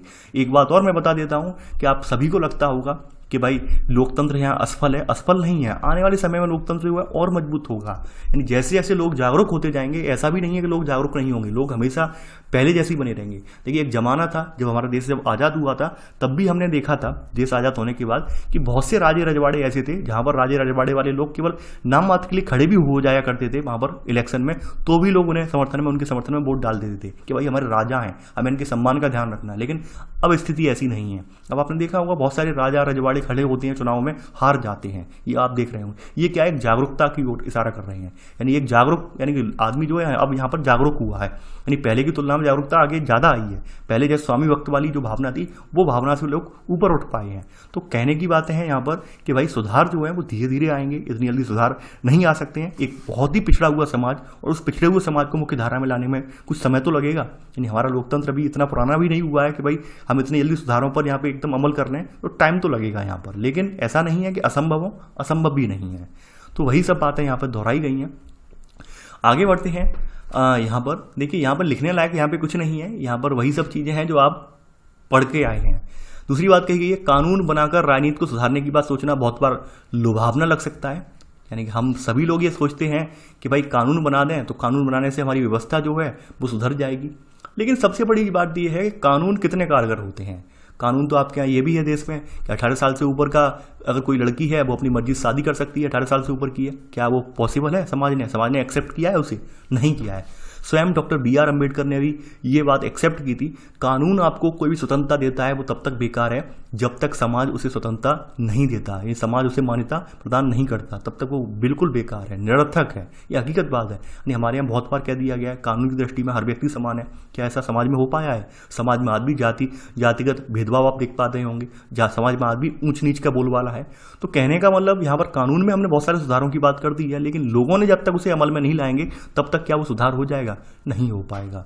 तो वही चीज़ें यहाँ पर है। यानी हम लोकतंत्र सुधारने के लिए तमाम कानून बनाने कहते हैं, ये कानून बन गया, वो कानून बन गया, लेकिन वो कानून मानने वाले हो ही ना, वो लोग कानून माने ही ना, लोग अपनी मनमर्जी चलाएं। यहाँ पे वही बात कही गई है। राजनीतिक सुधारों का काम भी मुख्यतः राजनीतिक कार्यकर्ता, दल, आंदोलन और राजनीतिक रूप से सचेत नागरिकों के द्वारा ही हो सकता है। यानी यही लोग अगर कानून को अगर नहीं माने, यही लोग सुधारों को जो है एक्सेप्ट नहीं करें, तो क्या सुधार आ पाएगा? नहीं आ पाएगा। मेन चीज़ ये है कि भाई जो हम कानून ला रहे हैं उसे स्वीकार करने वाले भी तो होने चाहिए। अब स्वीकार ही नहीं करेंगे लोग, उसे बदलना ही नहीं चाहेंगे खुद, तो अब नहीं बदलेंगे तो आप जानते हैं, नहीं बदलेंगे तो ऑब्वियस ही बात है कानून का कोई मतलब नहीं रह जाएगा। बहुत सारे कानून आप देख पा रहे होंगे, कहने के लिए तो बहुत सारे कानून है हमारे देश में, कह दिए गए इससे ये सुधार होगा, ये होगा, लेकिन व्यवहारिक रूप में सामाजिक स्तर पर अगर हम उनका मूल्यांकन करें तो सामाजिक स्तर पर आज भी वो कानून जो है कहीं ना कहीं अधूरे साबित हुए हैं। ये बात आप जानते हैं। दूसरी बात यहाँ पर बताई गई है, अगली बात यहाँ पे कही गई है कि यहाँ पर कहा गया है कि कानूनी बदलाव करते हुए इस बात पर गंभीरता से विचार करना होगा राजनीति पर इसका क्या प्रभाव पड़ेगा। बिल्कुल सही बात है। यानी कि एक कानून यहाँ पे एग्जाम्पल दिया गया है कि भाई सबसे बड़ा बात यह है कि कुछ राज्यों ने यहाँ पर ये प्रावधान किया था कुछ समय पहले कि जिन लोगों के केवल 2 बच्चे होंगे वही चुनाव लड़ेंगे, 2 से ज़्यादा बच्चे वाले पंचायत चुनाव नहीं लड़ेंगे। तो ऐसे में ये समस्या निकल कर आई कि जो गरीब लोग थे, गरीब लोग और महिलाएं थी, वो लोकतांत्रिक अवसरों से वंचित हो गई। तो ये जो पद्धति थी कहीं ना कहीं अलोकतांत्रिक बोली गई। लोगों ने इसका विरोध भी किया, भाई ये पद्धति तो अलोकतांत्रिक है, ये लोकतंत्र का मतलब है सभी की भागीदारी हो। फिर ऐसा कानून क्यों लेके आए कि लोकतंत्र में लोग, लोकतंत्र के नाम पर लोग उसमें शामिल ही ना हो पाए। तो वही सब चीज़ें यहाँ पर कही गई हैं कि भाई कानून भी ऐसा होना चाहिए कि भाई जो है लोकतंत्र के नियमों के अकॉर्डिंग, लोकतंत्र की जो यहाँ पर अवधारणा के अकॉर्डिंग वो फिट बैठता हो। ऐसा ना हो कि अपनी हम मनमर्जी से कानून थोप दें। अब देखिए यहाँ पर कुछ चुनिंदा पॉइंट्स हैं, मैं वो लिखवा देता हूँ आपको। सेकंड पॉइंट यहाँ पर आप लिख लेना, इसमें कुछ पॉइंट, चुनिंदा पॉइंट यहाँ पर आप लिख लेना, ठीक है। यहाँ पर लिख लेना यहाँ पर सेकंड पॉइंट कि राष्ट्रीय स्तर के सुधार के हम राष्ट्रीय स्तर के सुधार के कुछ प्रस्ताव बना सकते हैं, लेकिन हो सकता है सुधार की असली चुनौती राष्ट्रीय स्तर की ना हो। सेकंड पॉइंट यहाँ पर ये भी है चुनौती के रूप में। थर्ड पॉइंट यहाँ पर यही है, यहाँ पर यही है अगला पॉइंट। थर्ड पॉइंट यहाँ लिख लेना कि लोकतंत्र में यहाँ पर यानी लोकतंत्र में कानून बनाकर राजनीति को सुधारने की बात लोक लुभावनी लगती है। यद्यपि राजनीतिक सुधारों का काम भी मुख्यतः राजनीतिक कार्यकर्ता, दल, आंदोलन और राजनीतिक रूप से सचेत नागरिकों के द्वारा ही हो सकता है। ये आप लिख लेना, ठीक है, थर्ड पॉइंट में। चौथा पॉइंट लिख लेना, यहां पर विचार करने वाला बात यह है, यहां पर लिख लेना कानून जो है आपके कानूनी बदलाव करते हुए इस बात पर भी विचार करना होगा कि राजनीति पर इसका क्या प्रभाव पड़ेगा। जैसे कुछ राज्यों ने पंचायत चुनाव में 2 बच्चों से ज़्यादा यानी कि 2 बच्चों से ज़्यादा जो लोग हैं उनके चुनाव लड़ने पर रोक लगा दी, ठीक है। इससे क्या हुआ, इससे जो है, इससे बता देना, इससे गरीब लोग और महिलाएं लोकतांत्रिक अवसरों से वंचित हुई, जबकि यहाँ पे आप समझ रहे हैं ऐसा करने की उनकी मंशा भी नहीं थी। तो ये कुछ बताई गई हैं बातें कि भाई ऐसा भी ना हो कि राजनीति में हम कानून लेकर आए हैं, उसका प्रभाव जैसा हम सोच रहे हैं वो बिल्कुल उसका उलट हो जाए, ऐसा भी बिल्कुल ना हो। तो यहाँ पर वही सब बातें दोहराई गई हैं। अगली बात यहाँ पे कही गई है, तो यहाँ पर अगली बात यही है, लोकतांत्रिक सुधार तो मुख्यतः राजनीतिक दल ही करते हैं। तो राजनीतिक सुधारों के जो जोर मुख्यतः लोकतांत्रिक कामकाज का ज़्यादा मजबूत बनाने पर होना चाहिए। मतलब यहाँ पे साफ साफ लिखा गया है कि भाई कोई जो है राजनीतिक दल ऐसा क्यों कानून बनाएगा जिससे उस पर खुद जो है यहाँ पर पाबंदियां लग रही हों। मेन चीज़ ये है कि पहले व्यवहार में लाया जाए, लोगों का जब व्यवहार परिवर्तन होगा तो लोग वास्तव में बिना कानून के भी लोग जो है सुधर सकते हैं। लेकिन आप कितना भी कानून बना लो और लोगों का व्यवहार परिवर्तन नहीं होगा तो क्या वो सफल हो पाएंगे? नहीं हो पाएंगे। जैसे मैं एक एग्जाम्पल और देता हूँ, बड़ा हास्यास्पद एग्जाम्पल है। जैसे आपने देखा होगा कि घर घर टॉयलेट बनाने वाली स्कीम जो है स्वच्छ भारत, ठीक है, घर घर शौचालय वाली स्कीम आपने सुनी होगी, घर घर सुलभ शौचालय, कि जो लोग खुले में जो शौच करते हैं उससे मुक्ति मिल जाए। लेकिन आज भी मैं देखता हूँ ग्रामीण इलाकों में लोगों के घर घर में शौचालय बने हुए हैं, लेकिन लोग आज भी अपनी आदतों से मजबूर हैं, यानी आदत उनकी अभी बदलने को तैयार नहीं है। वो हर बार वही एक उलाहना दे देते हैं कि नहीं, हम तो इतने 500 बीघा के खेत में घूमने वाले हैं और हम यहाँ एक छोटी सी कोठरी में जाएंगे।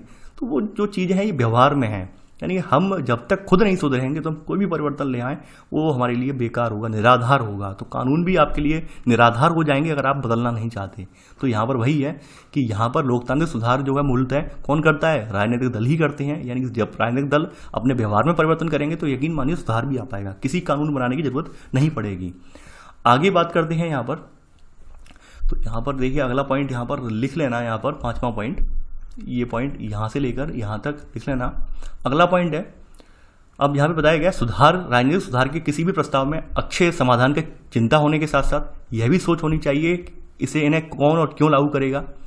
बिल्कुल सही बात है, यानी कि समाधान की चिंता तो है हमारे पास, लेकिन सोच तो होना चाहिए कि इन्हें कौन और क्यों लागू करेगा। जैसे आपने देखा होगा जनसंख्या वाला, हमारे यहाँ आप देख पा रहे हैं जनसंख्या लगातार वृद्धि होती जा रही है। अब चूंकि राजनीतिक पार्टियां अपनी जातिगत समीकरण भी देखती हैं, वोट बैंक भी देखती हैं, अब यहाँ पर उन्हें उन पर लगाम कैसे लगाए, बढ़ती हुई जनसंख्या पे लगाम कैसे लगाए। हर आदमी देखता है भाई, हर पार्टी देखती है कि हमारा वोट बैंक पे असर पड़ेगा, नहीं लगाना चाहती है लगाम, लेकिन फिर भी उन्हें ये दिखता है कि भाई जनसंख्या को काबू में तो करना चाहिए, काबू में नहीं करेंगे तो एक दिन भारत की स्थिति बहुत ज़्यादा विस्फोटक हो जाएगी।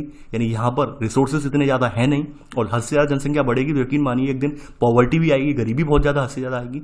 तो मेन चीज़ ये है कि भाई इनके पीछे जो करने की मंशा है वो कैसे हम करें, कैसे से इम्प्लीमेंट करें कि हम जो है सांप भी मर जाए और लाठी भी ना टूटे, वो वाली कहावत यहाँ पे निकल के आती है। यानी हम सुधार भी करना चाहते हैं, राजनीतिक सुधार भी करना चाहते हैं, लेकिन करेगा कौन?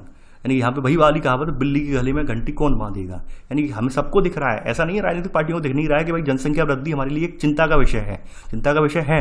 आप लोग, हम लोग सभी समझ रहे हैं कि नौकरियों के अवसरों की जो समानता है वो कहीं ना कहीं जो है कम होती जा रही है, नौकरियों में अवसर जो है कम होते जा रहे हैं, क्योंकि जनसंख्या बहुत ज़्यादा विशाल है।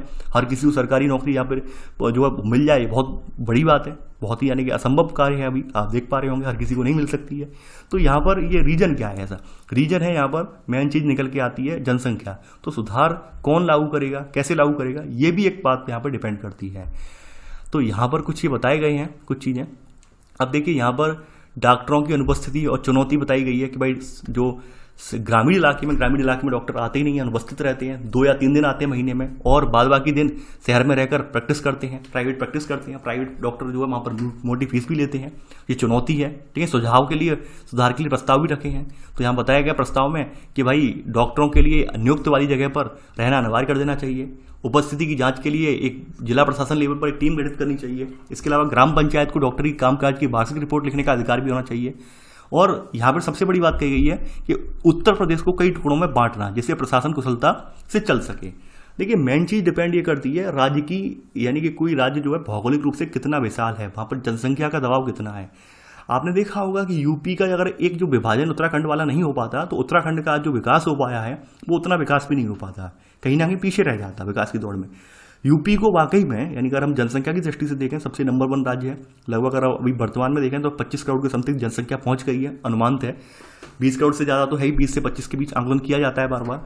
तो इतनी विशाल जनसंख्या के लिए जरूरी है यूपी को लगभग 4 भागों में डिवाइड किया जाए। अगर ये 4 पार्ट में डिवाइड हो जाएगा, यकीन मानिए हमारे लिए प्रशासनिक कुशलता भी यहाँ होगी, प्रशासनिक सुलभता भी होगी।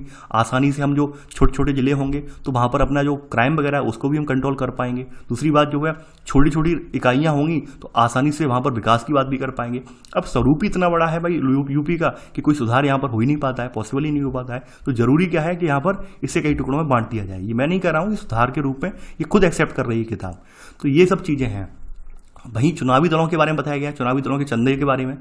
तो यहाँ पर इस चंदे के बारे में आप अच्छे से जानते हैं। चंदे के बारे में कैसे कि भाई आप सभी लोग, अगर यहाँ पर एक सर्वे बताई गई है कि 2019 के चुनाव से पहले जो सर्वे करवाई गई, इसमें ये बात निकल कर आई कि जो चुनाव में खड़े होने वाले उम्मीदवार थे उन सभी की औसत संपत्ति 1 करोड़ रुपए से ज़्यादा थी।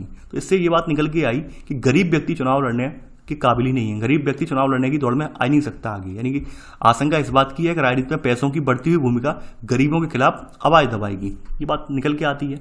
तो फिर क्या किया जाए?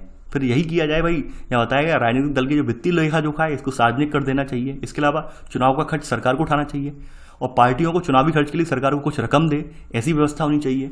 चंदा मिलना चाहिए। ये सब बातें इसमें दोहराई गई हैं। ये सब बातें आप अवगत हैं, क्या सुधार आने चाहिए।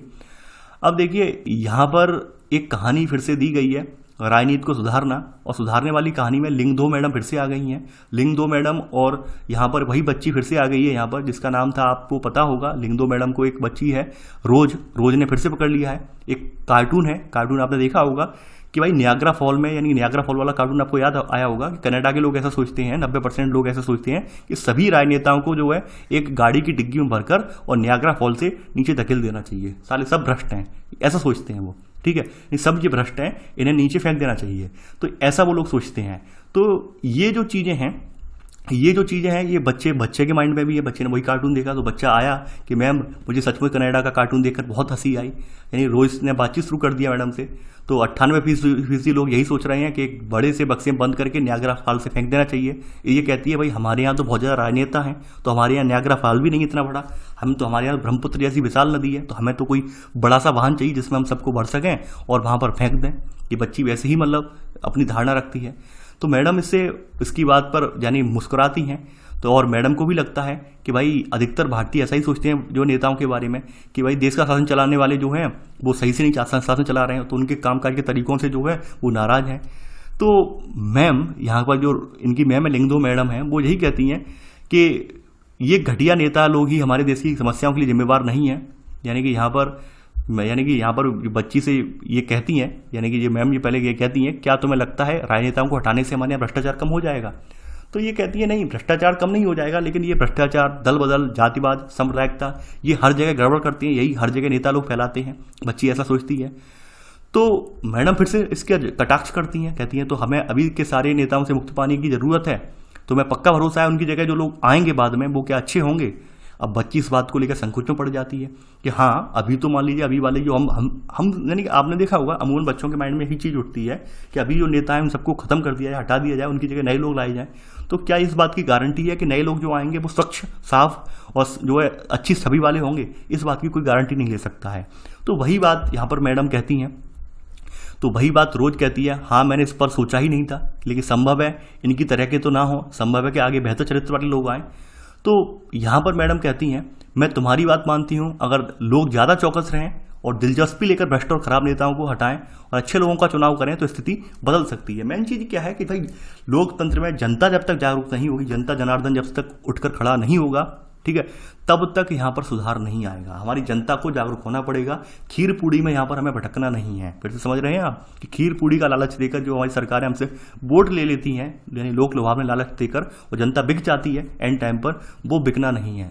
जनता जब खीर पूड़ी के लालच में अपने आप को, अपने आत्मसम्मान को, अपने वोट को जब बेच देती है, तभी जो है यहाँ पर आप देखते होंगे राजनेता जो है उनका फायदा उठाते हैं।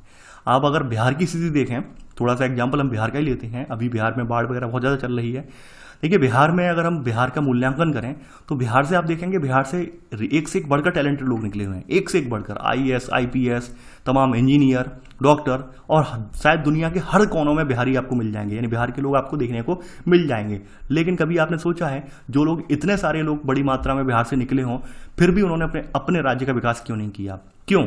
क्योंकि उन्होंने पता है क्या किया, वो निकल तो गए वहां से, लेकिन उन्होंने कभी मुड़कर पीछे नहीं देखा कि हमारा बिहार तरक्की करेगा या नहीं करेगा। उन्होंने जो व्यवस्था वहां चल रही थी उस व्यवस्था के खिलाफ कभी आवाज उठाई ही नहीं, और यही नतीजा है कि बिहार आज भी वो दंश झेल रहा है।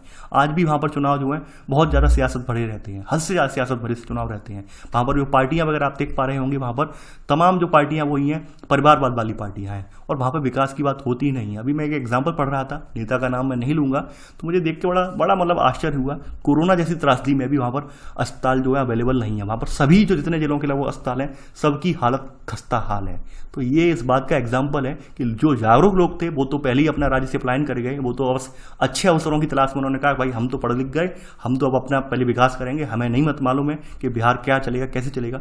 यकीन मानिए जितने लोग वहां पर जो तरक्की किए हैं वो सब लोग अगर बिहार में अगर पहुंच जाएं और बिहार के लिए आवाज उठाएं, यकीन मानिए बिहार की सूरत बदल जाएगी। ये मेरा मानना है। आप भी सोचिए, देखिए जिस राज्य से सबसे ज्यादा आईएएस आईपीएस निकले हों, जिस राज्य से तमाम इंजीनियर निकले हों, विश्व के हर जगह पर आपको बिहार के लोग देखने को मिल जाएंगे, और वही बिहार आज उपेक्षाओं का शिकार है। तो क्यों है? यानी लोगों की उदासीनता की वजह से है। लोगों ने अपने आप को तो बदल लिया, अपने आप का तो विकास कर लिया, लेकिन लोगों ने उस दलदल को साफ करने की किसी ने नहीं ठानी कि वाकई हमें यहाँ को स्वच्छ साफ बनाना है बिहार को। नहीं, हर आदमी ने अपने अपने उसे पलायन कर दिया वहां से। उसे लगा कि हमें तो बेहतर मिल गया, अब जहां पर जो रहना है जैसा रहे।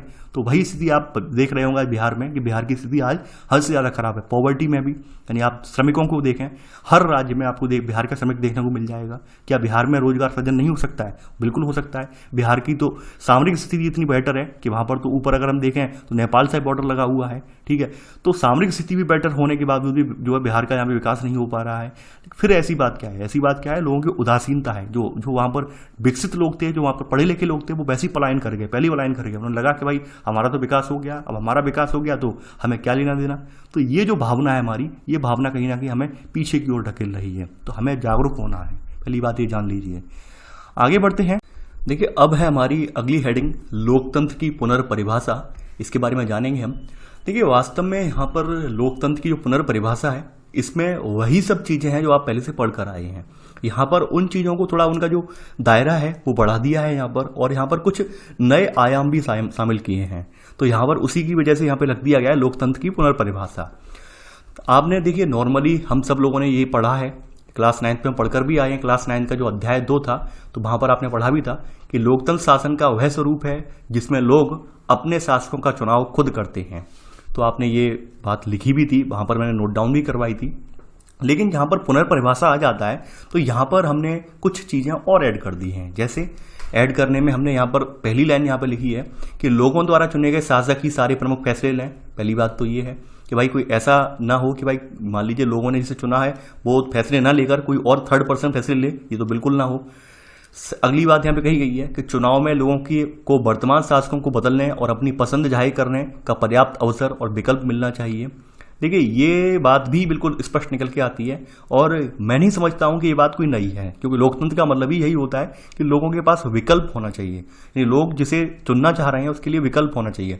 ऐसा ना हो कि उसके पास, जैसे यहाँ पर चाइना जैसा हम एग्जाम्पल ले सकते हैं, चीन जैसा हाल हो, चीन में केवल एक ही पार्टी है, आपको मजबूरी में चुनना ही पड़ेगा। तो ऐसा हाल ना होना चाहिए। और लोकतंत्र में पहले भी बताया था कि ये कोई लोकतंत्र नहीं माना जाएगा चाइना के लोकतंत्र को। लोकतंत्र का वास्तविक अर्थ यही है कि भाई लोगों को चुनने का अधिकार भी होना चाहिए, चुनने का अधिकार होना चाहिए, यानी कि विकल्प होने चाहिए। आगे बढ़ते हैं। अब देखिए यहां पर अगली बात यहां पे कही गई है कि भाई जो चुनने के ऐसे तरीके हैं जो संविधान के जो बुनियादी नियम सिद्धांत हैं और नागरिकों के अधिकार को मानते हुए वे काम करें। तो ये बात भी स्पष्ट है, यानी हमारे देश की जो चुनाव प्रणाली है पूरी तरह से संवैधानिक नियमों का पालन करती है। और कुछ बातें जो उसमें छूट गई हैं चुनाव प्रणाली में, वो आपने देखा होगा जनप्रतिनिधि अधिनियम के जरिए उनमें ऐड कर दी गई हैं वो बातें, या फिर और सिद्धांत जो छूट गए थे संविधान के निर्माण के दौरान, उन्हें बाद में अधिनियम बनाकर यहाँ पर स्थापित कर दिया गया है कि भाई चुनाव में पारदर्शिता हो, किसी तरह की धांधली ना हो, भ्रष्टाचार ना हो। तो ये सब बातें करके हमने चुनाव जो प्रणाली है उसको कहीं ना कहीं एक जो है कानूनी रूप से स्पष्ट और कानूनी रूप से हमने कठोर बनाने की कोशिश की है, ताकि जो है यहाँ पर चुनाव में पारदर्शिता का माहौल रहे, कोई यहाँ पे धांधली ना हो। अब देखिए यहाँ पर अगली बात कही गई है कि शायद आपको निराशा हुई हो कि इस परिभाषा में उन ऊंचे आदर्शों की चर्चा कहीं भी नहीं है जिनको हम लोकतंत्र के साथ जोड़कर देखते हैं। ऊंचे आदर्शों का मतलब क्या हुआ, यहाँ पर सोचने वाली बात है। ऊंचे आदर्श क्या हुए? ऊंचे आदर्श का मतलब ये है कि भाई लोकतंत्र होता क्या है, लोकतंत्र की परिभाषा क्या है, लोकतंत्र कैसे काम करता है। अब आप कुछ बातें आप ये भी जानते होंगे, जैसे हमने अभी पिछली साल कुछ चीज़ें हमने फिर से देखी थी। पिछले साल से अभिप्राय मेरा क्लास 9 से है यहाँ पर। पिछले साल का मतलब ये नहीं है कि सर ने पिछले साल पढ़ाया था, नहीं, हम क्लास 9 पर जा रहे हैं। पिछले साल का मतलब ये है। तो यहाँ पर ऊंचे आदर्शों का मतलब आपने देखा था कि भाई कभी कभी हम सभी को लगता है कि लोकतंत्र में ये लोग जो चुनकर आ रहे हैं इनके लिए कोई डिग्री होनी चाहिए, यानी डिग्री तो इतना तो होना चाहिए कि भाई ग्रेजुएशन किया हो या फिर ये किया हो। ऐसे ना हो कि भाई बिल्कुल अंगूठा टेक आ रहे हैं और वो अंगूठा टेक आदमी IAS या IPS को ऑर्डर देगा तो वाकई में हमारा देश ऐसे कैसे विकास करेगा, ये बिल्कुल ना हो। तो उसका वहाँ पे तर्क भी दिया गया था। तर्क ये दिया गया था क्योंकि वो जनप्रतिनिधि हैं। अब एक IAS या IPS से जो है जनता का संवाद नहीं हो सकता है, शायद एक IAS या IPS जनता के साथ नहीं जुड़ा हो सकता है, लेकिन एक जनप्रतिनिधि जो है वो अपनी जनता का हितैषी होता है, जनता के समर्थन से चुनकर वहां तक पहुंचा होता है और जनता की जो बुनियादी जो बातें हैं, जनता की जो यानी कि दिल की बात है या फिर मन की बात है, उनसे वो जुड़ा हुआ है। तो इस वजह से चुनकर आया है, तो हम उसकी जो बात है उसको दरकिनार भी नहीं कर सकते हैं। तो इसलिए हम यहाँ पर हमने नेता लोग हैं वो ऊपर रहते हैं, यानी कि आपके जो पढ़े लिखे IAS IPS हैं उनके नीचे अंडर काम करना पड़ता है। ये बातें आपने देखी थी। तो यहाँ पर सुधार के तौर पर आपने देखा होगा कि बहुत बार सुधार दिया जाता है। सुधार के लिए कुछ पॉइंट ऐड किए जाते हैं, कुछ आदर्श स्थापित किए जाएं, ताकि लोकतंत्र में जो इस तरह के लोग आ रहे हैं जिन्हें वास्तव में लोकतंत्र का मतलब ही नहीं पता, उन्हें तो ये पता है। जैसे आपने देखा होगा कुछ साल पहले एक वीडियो वायरल हुआ था, तो एक विधायक जी से एक कैमरा पर्सन ने पूछा था कि आप विधायक क्यों बनना चाहते हैं। तो उन्होंने कहा था, साफ साफ कहा था, देखो भाई विधायक हम इसलिए बनना चाहते हैं कि हमने देखा है जो विधायक बन जाते हैं वो भाई बड़ी बड़ी गाड़ी खरीदते हैं, बड़े बड़े बंगले लेते हैं, अपना विकास करते हैं। उन्होंने स्पष्ट रूप से कैमरे में कहा। तो ये हकीकत भी है, आप देखते होंगे ऐसा कोई विधायक नहीं है, शायद ही एक या दो कोई अपवाद हों विधायक, वरना आप जिसके पास देखेंगे विधायक सांसद के पास शायद सबसे ज़्यादा ब्लैक मनी इन्हीं लोगों के पास देखने को मिलेगा। ये बात आप भी जानते हैं, मैं भी जानता हूं और हर कोई जानता है, इस बात से नकारा नहीं जा सकता। आप अपने अपने एरिया के विधायक या सांसद को उठा के देख लीजिए, प्रॉपर्टी का पता लग जाएगा कितनी प्रॉपर्टी है उनके पास, यानी कि हद से ज़्यादा है। ये सब आई कहाँ से है, ये बात भी आप समझ रहे होंगे कहाँ से आई है, कैसे आई है। तो ये नैतिक मूल्य यहाँ पर जो है, आदर्श का मतलब यही था कि ऐसी चीज़ें हम रखी जाएं ताकि यहाँ पर ये भ्रष्टाचारी लोग हैं, जो सत्ता के लालची, सत्ता के लोलुप वाले लोग हैं, वो यहाँ पर एंट्री ना पा पाएँ। तो ये कुछ आदर्श हमने स्थापित करने की बात कही थी। लेकिन व्यवहारिक हिसाब से हमने लोकतंत्र, यानी अगर व्यवहार में अगर देखें तो व्यवहार में हमारा क्या है, व्यवहार में हमारी यही परिभाषा चल रही है कि लोकतंत्र की न्यूनतम लेकिन स्पष्ट परिभाषा की बात शुरू की थी। यानी कि न्यूनतम का मतलब क्या है कि भाई यहाँ पर न्यूनतम की परिभाषा के रूप में ये है कि लोकतंत्र शासन का वह स्वरूप है जिसमें लोग अपने शासकों का चुनाव खुद करते हैं। ये मतलब नहीं है अच्छा है बुरा है, पढ़ा लिखा है अनपढ़, इससे मतलब नहीं है। शासकों का चुनाव करने का अधिकार है, ये न्यूनतम परिभाषा।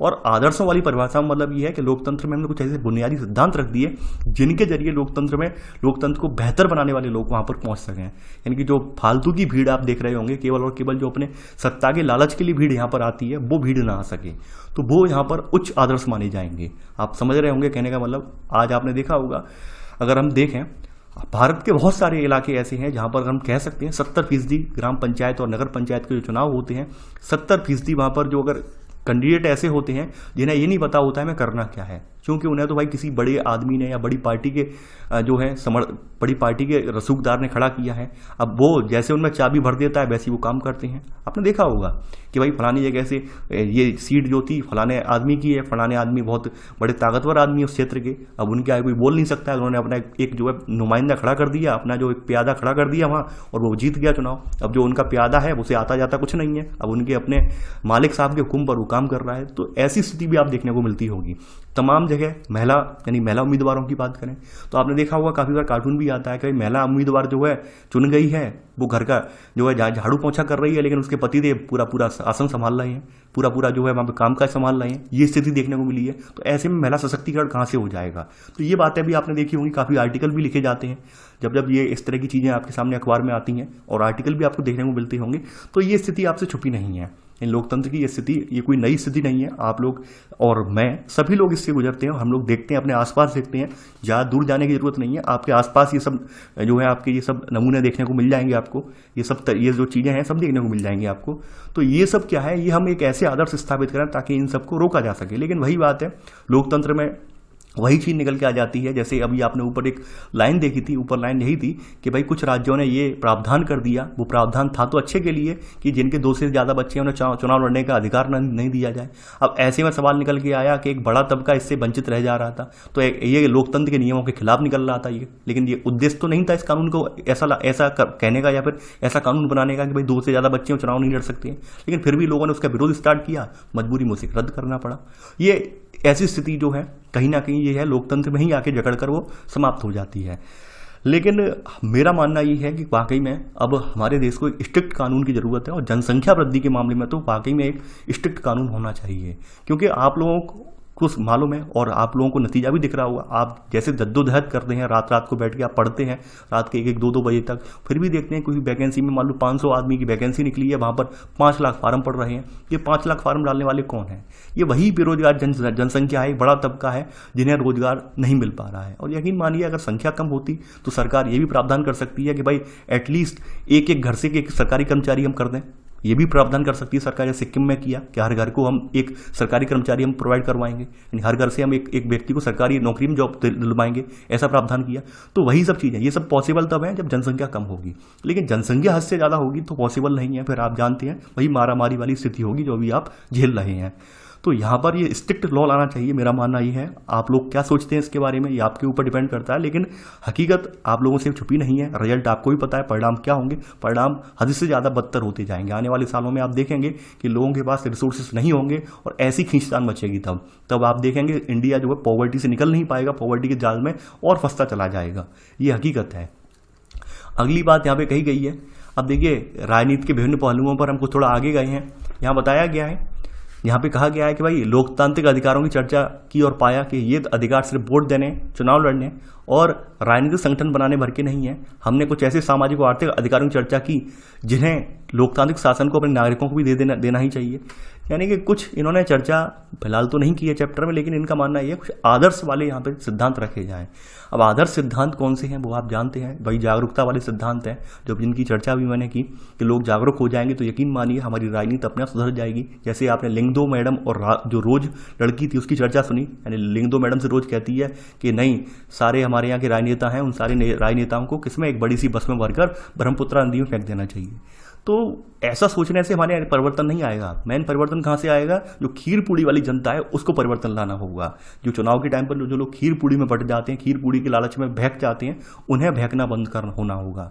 आपको स्थिति मैंने बताई थी, बिहार की स्थिति बताई थी कि बिहार में किस तरह से लोग सबसे ज़्यादा IAS IPS सबसे ज़्यादा पढ़े लिखे लोग बिहार से निकले हैं, लेकिन फिर भी बिहार अपनी दुर्दशाओं के लिए आज रो रहा है। क्यों रो रहा है? क्योंकि जो लोग वहाँ से पढ़ लिख कर निकल गए उन्होंने पलट कर देखा ही नहीं कि क्या परिवर्तन लाना है। उन्होंने कहा नहीं, हमारा तो विकास हो गया, अब हमें क्या लेना देना, हमें कोई मतलब नहीं है। तो उसका खामियाजा आज बिहार भुगत रहा है। यकीन मानिए जितना वो पढ़े लिखे सशक्त लोग थे, अगर बिहार में सारे के सारे आकर बिहार के लिए अगर वर्क करते तो बिहार बहुत डेवलप हो जाता, लेकिन ऐसा नहीं हुआ।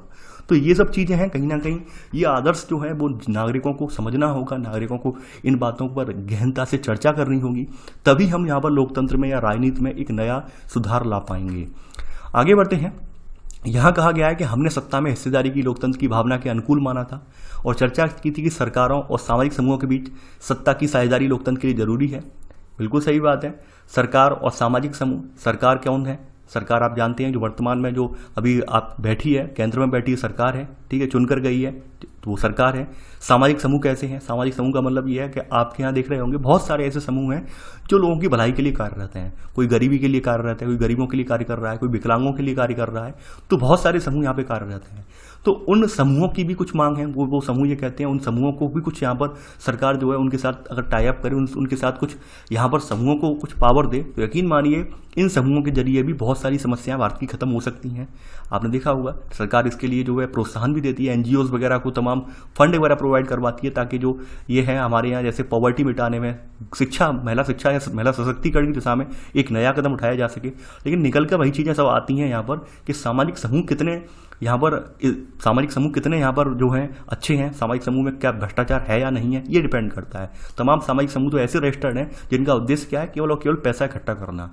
वो यानी कि जनता का समर्थन के नाम पर, जनता का भला करने के नाम पर या फिर अपना परोपकार करने के नाम पर फंड इकट्ठा करते हैं और केवल उसका मात्र 2 से 3% खर्च किया, बाद बाकी 90-97% उनके बैंक खातों में जाता है। तो इस तरह के समूह भी देश में पड़े हैं, उनका नाम मैं लेना नहीं चाहूँगा और मालूम है आपने जानते भी होंगे उनके बारे में। तो ऐसे ये समूह हैं, ये कहीं ना कहीं ये समूह भी जो हैं अगर भूमिका सही से निभाएं तो यकीन मानिए लोकतंत्र में सुधार आएगा और भारत में भी सुधार आएगा। आगे बढ़ते हैं यहाँ पर। अब देखिए यहाँ पे बताया गया है, हमने यह भी देखा था कि भाई लोकतंत्र बहुमत की तानाशाही या क्रूर शासन व्यवस्था से नहीं हो सकता है। यानी कि यहाँ पर कहा गया है कि हमने ये चीज़ देखी थी कि लोकतंत्र जो है बहुमत की तानाशाही, यानी मानते हैं कोई पार्टी मान लीजिए बहुमत में है, मान लीजिए कोई पार्टी जो है 303 सीटें लेकर सत्ता में आई है, लेकिन इसका मतलब ये नहीं है कि भाई वही सर्वे सर्वा होगी, विपक्ष को भी महत्व देना होगा।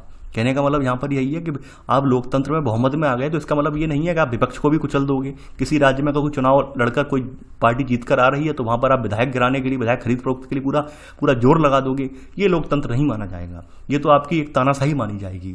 जैसा कि आप देख रहे हो कुछ सालों से जो विधायकों की खरीद फरोख्त है वो चरम पर है। सरकारें बनती हैं, 1 महीना चल पाती हैं, 1 महीने के बाद सरकारें गिर जाती हैं। तो ये स्थिति जो है ना, वो बेटर स्थिति नहीं बोलेंगे, ये लोकतंत्र की तानाशाही है, बहुमत की तानाशाही बोलेंगे हम। तो यहाँ पर ये इस तरह की ये शासन व्यवस्था नहीं हो सकता है। लोकतंत्र का स्वरूप यहाँ पर यही माना गया है, ठीक है। और इसके अलावा अल्पसंख्यक समाज है, उसकी आवाज़ को भी यहाँ पे नहीं दबाना है। दूसरी बात यह है कि भेदभाव को समाप्त करना भी लोकतांत्रिक व्यवस्था का महत्वपूर्ण काम है। कि भाई आपने देखा होगा कि भाई भेदभाव कितनी हद तक समाप्त हो पाया है। हमने देखा है कि भाई जो हमारा लोकतंत्र है वो राजनीतिक स्तर पर तो उसने हमारी समानता लाने के लिए प्रयास किया है, लेकिन सामाजिक स्तर पर और आर्थिक स्तर पर आज भी हम वैसे के वैसे ही पिछड़े हुए हैं, यानी बहुत कम सुधार आ पाया है। आप डेली अखबारों में देखते होंगे किस तरह से जातिगत आधार पर लोगों के साथ हत्याएं या फिर अत्याचार हो रहे हैं, ये बात आप देखते होंगे अखबार में। तो हमारा अभी भी समाज जो है उतना ऊपर नहीं उठ पाया है। तो यहाँ पर लोकतंत्र का कार्य ये भी है कि सामाजिक जो भावनाएं हैं लोगों में, समाज में सुधार है, उस कार्य को भी किया जाए। तो यहाँ पर वही बात है कि भाई भेदभाव को खत्म किया जाए सामाजिक स्तर पर, आर्थिक स्तर पर। तो ये सब बातें हैं यहाँ पर। तो यहाँ पर यही सब चीज़ें हैं, यही सब वांछित हमारे लक्ष्य हैं जिनको हमें यहाँ पर अचीव करने के लिए इसमें बोला गया है, कुछ भी नहीं बोला गया है। अब देखिए यहाँ पर एक कार्टून दिखाया गया है, पढ़ना 2 पंक्तियों के बीच की बात क्या है। यानी कि यहाँ पर आप देख पा रहे हैं 2 पंक्तियों के बीच की बात, इसका मतलब अपने अपने तरीके से यहाँ पे बताया गया है कि भाई ये 2 पंक्तियों के बीच की बात क्या निकल के आ रही है। इन्होंने क्या किया, कुछ लाइनें जो इंपॉर्टेंट थी उनको हटा दिया, अपना जो मेन लाइन थी उस पर फोकस कर लिया। यानी कि यहाँ पर एक देख पा रहे हैं एक मजबूत सा आदमी बैठा है, तो ये चीज़ दिखा रही है बहुमत को, यानी कि जो बहुमत की तानाशाही है वो दिखा रही है। लोकतंत्र में बहुमत की तानाशाही है, उन्होंने अपने मतलब की जो लाइन है वो निकाल ली, बाद बाकी उसका अर्थ हटा दिया, अर्थ का अनर्थ कर दिया, तो ये लोकतंत्र नहीं माना जाएगा। तो मेन चीज़ यहाँ पर निकल के आती है पूरी, जो देखिए सार है इस चैप्टर का, पूरा सार यही है। और जिस बात को मैं जोर यही दे रहा हूँ कि जब तक हम लोग जागरूक नहीं होंगे तब तक सुधार नहीं आएगा। आप ये सोचें या हम ये सोचें कि नेताओं को पूरा नियाग्रा फॉल से एक बस में भर के फेंक देना चाहिए या फिर ब्रह्मपुत्रा नदी में डाल देना चाहिए या इकट्ठा मार देना चाहिए, इससे सुधार हो जाएगा, ऐसा बिल्कुल नहीं होगा। आपने ये भी देखा कि हमारे देश में नेताओं से ज़्यादा जो आपका जो सरकारी तंत्र वो ज़्यादा भ्रष्ट है, नेताओं से ज़्यादा वो भी भ्रष्ट है। अब उनके लिए क्या करोगे, आप हर विभाग में जाके उन्हें भी बस में पैक करोगे, फेंक दोगे, नहीं हो सकता। मेन चीज़ है हम अपने अगर अपना आचरण में अगर बदलाव करेंगे, अपना जो आचरण है आचरण को शुद्ध बनाएंगे, यकीन मानिए व्यवहार में भी बदलाव आएगा। तो यहाँ पर डिपेंड करता है, लोग जब तक जागरूक नहीं होंगे, लोग अपने अधिकारों की बात नहीं करेंगे, तब तक हमारा सुधार आने वाला नहीं है। और हमेशा याद रखना, कोई भी राजनीतिक पार्टी, चाहे कांग्रेस, बीजेपी या कोई भी बड़ा दल है, कोई भी पार्टी जो है कभी भी अपने गले में घंटी नहीं बांधता है, ये बात आप हमेशा समझ लीजिए। यानी हम लोग सोचते हैं कि भाई ऐसा कानून आ जाए जिससे पार्टियों में ये करप्शन वाले लोग कम हो जाएं, ये आपराधिक छवि वाले कम हो जाएं, ये आ जाए वो आ जाए। अब आप खुद सोचिए, इमेजिन कीजिए, कानून बनाने वाले कौन है? वही कांग्रेस वाले, वही बीजेपी वाले हैं। क्या वो ऐसा कानून बनाएंगे जिससे उनके पार्टी के ही आधे कैंडिडेट जेल के अंदर हों? आप सोचिए, इमेजिन कीजिए आप, यानी क्या वो कांग्रेस वाले या बीजेपी वाले ऐसा कोई कानून बनाकर लाएंगे, संसद में पारित करवाएंगे उनके विधायक या सांसद, जिससे उनके ही आधे लोग जो है वो जेल के अंदर पहुंच जाए? नहीं लाएंगे। तो आप समझ सकते हैं। तो ये जो चीज़ है, ये सुधार कैसे होगा? ये सुधार होगा जनता के लेवल पर। यानी जनता जो है हमारी, जनता को यहाँ पर जातिगत धार्मिक आधार पर बंटना नहीं है।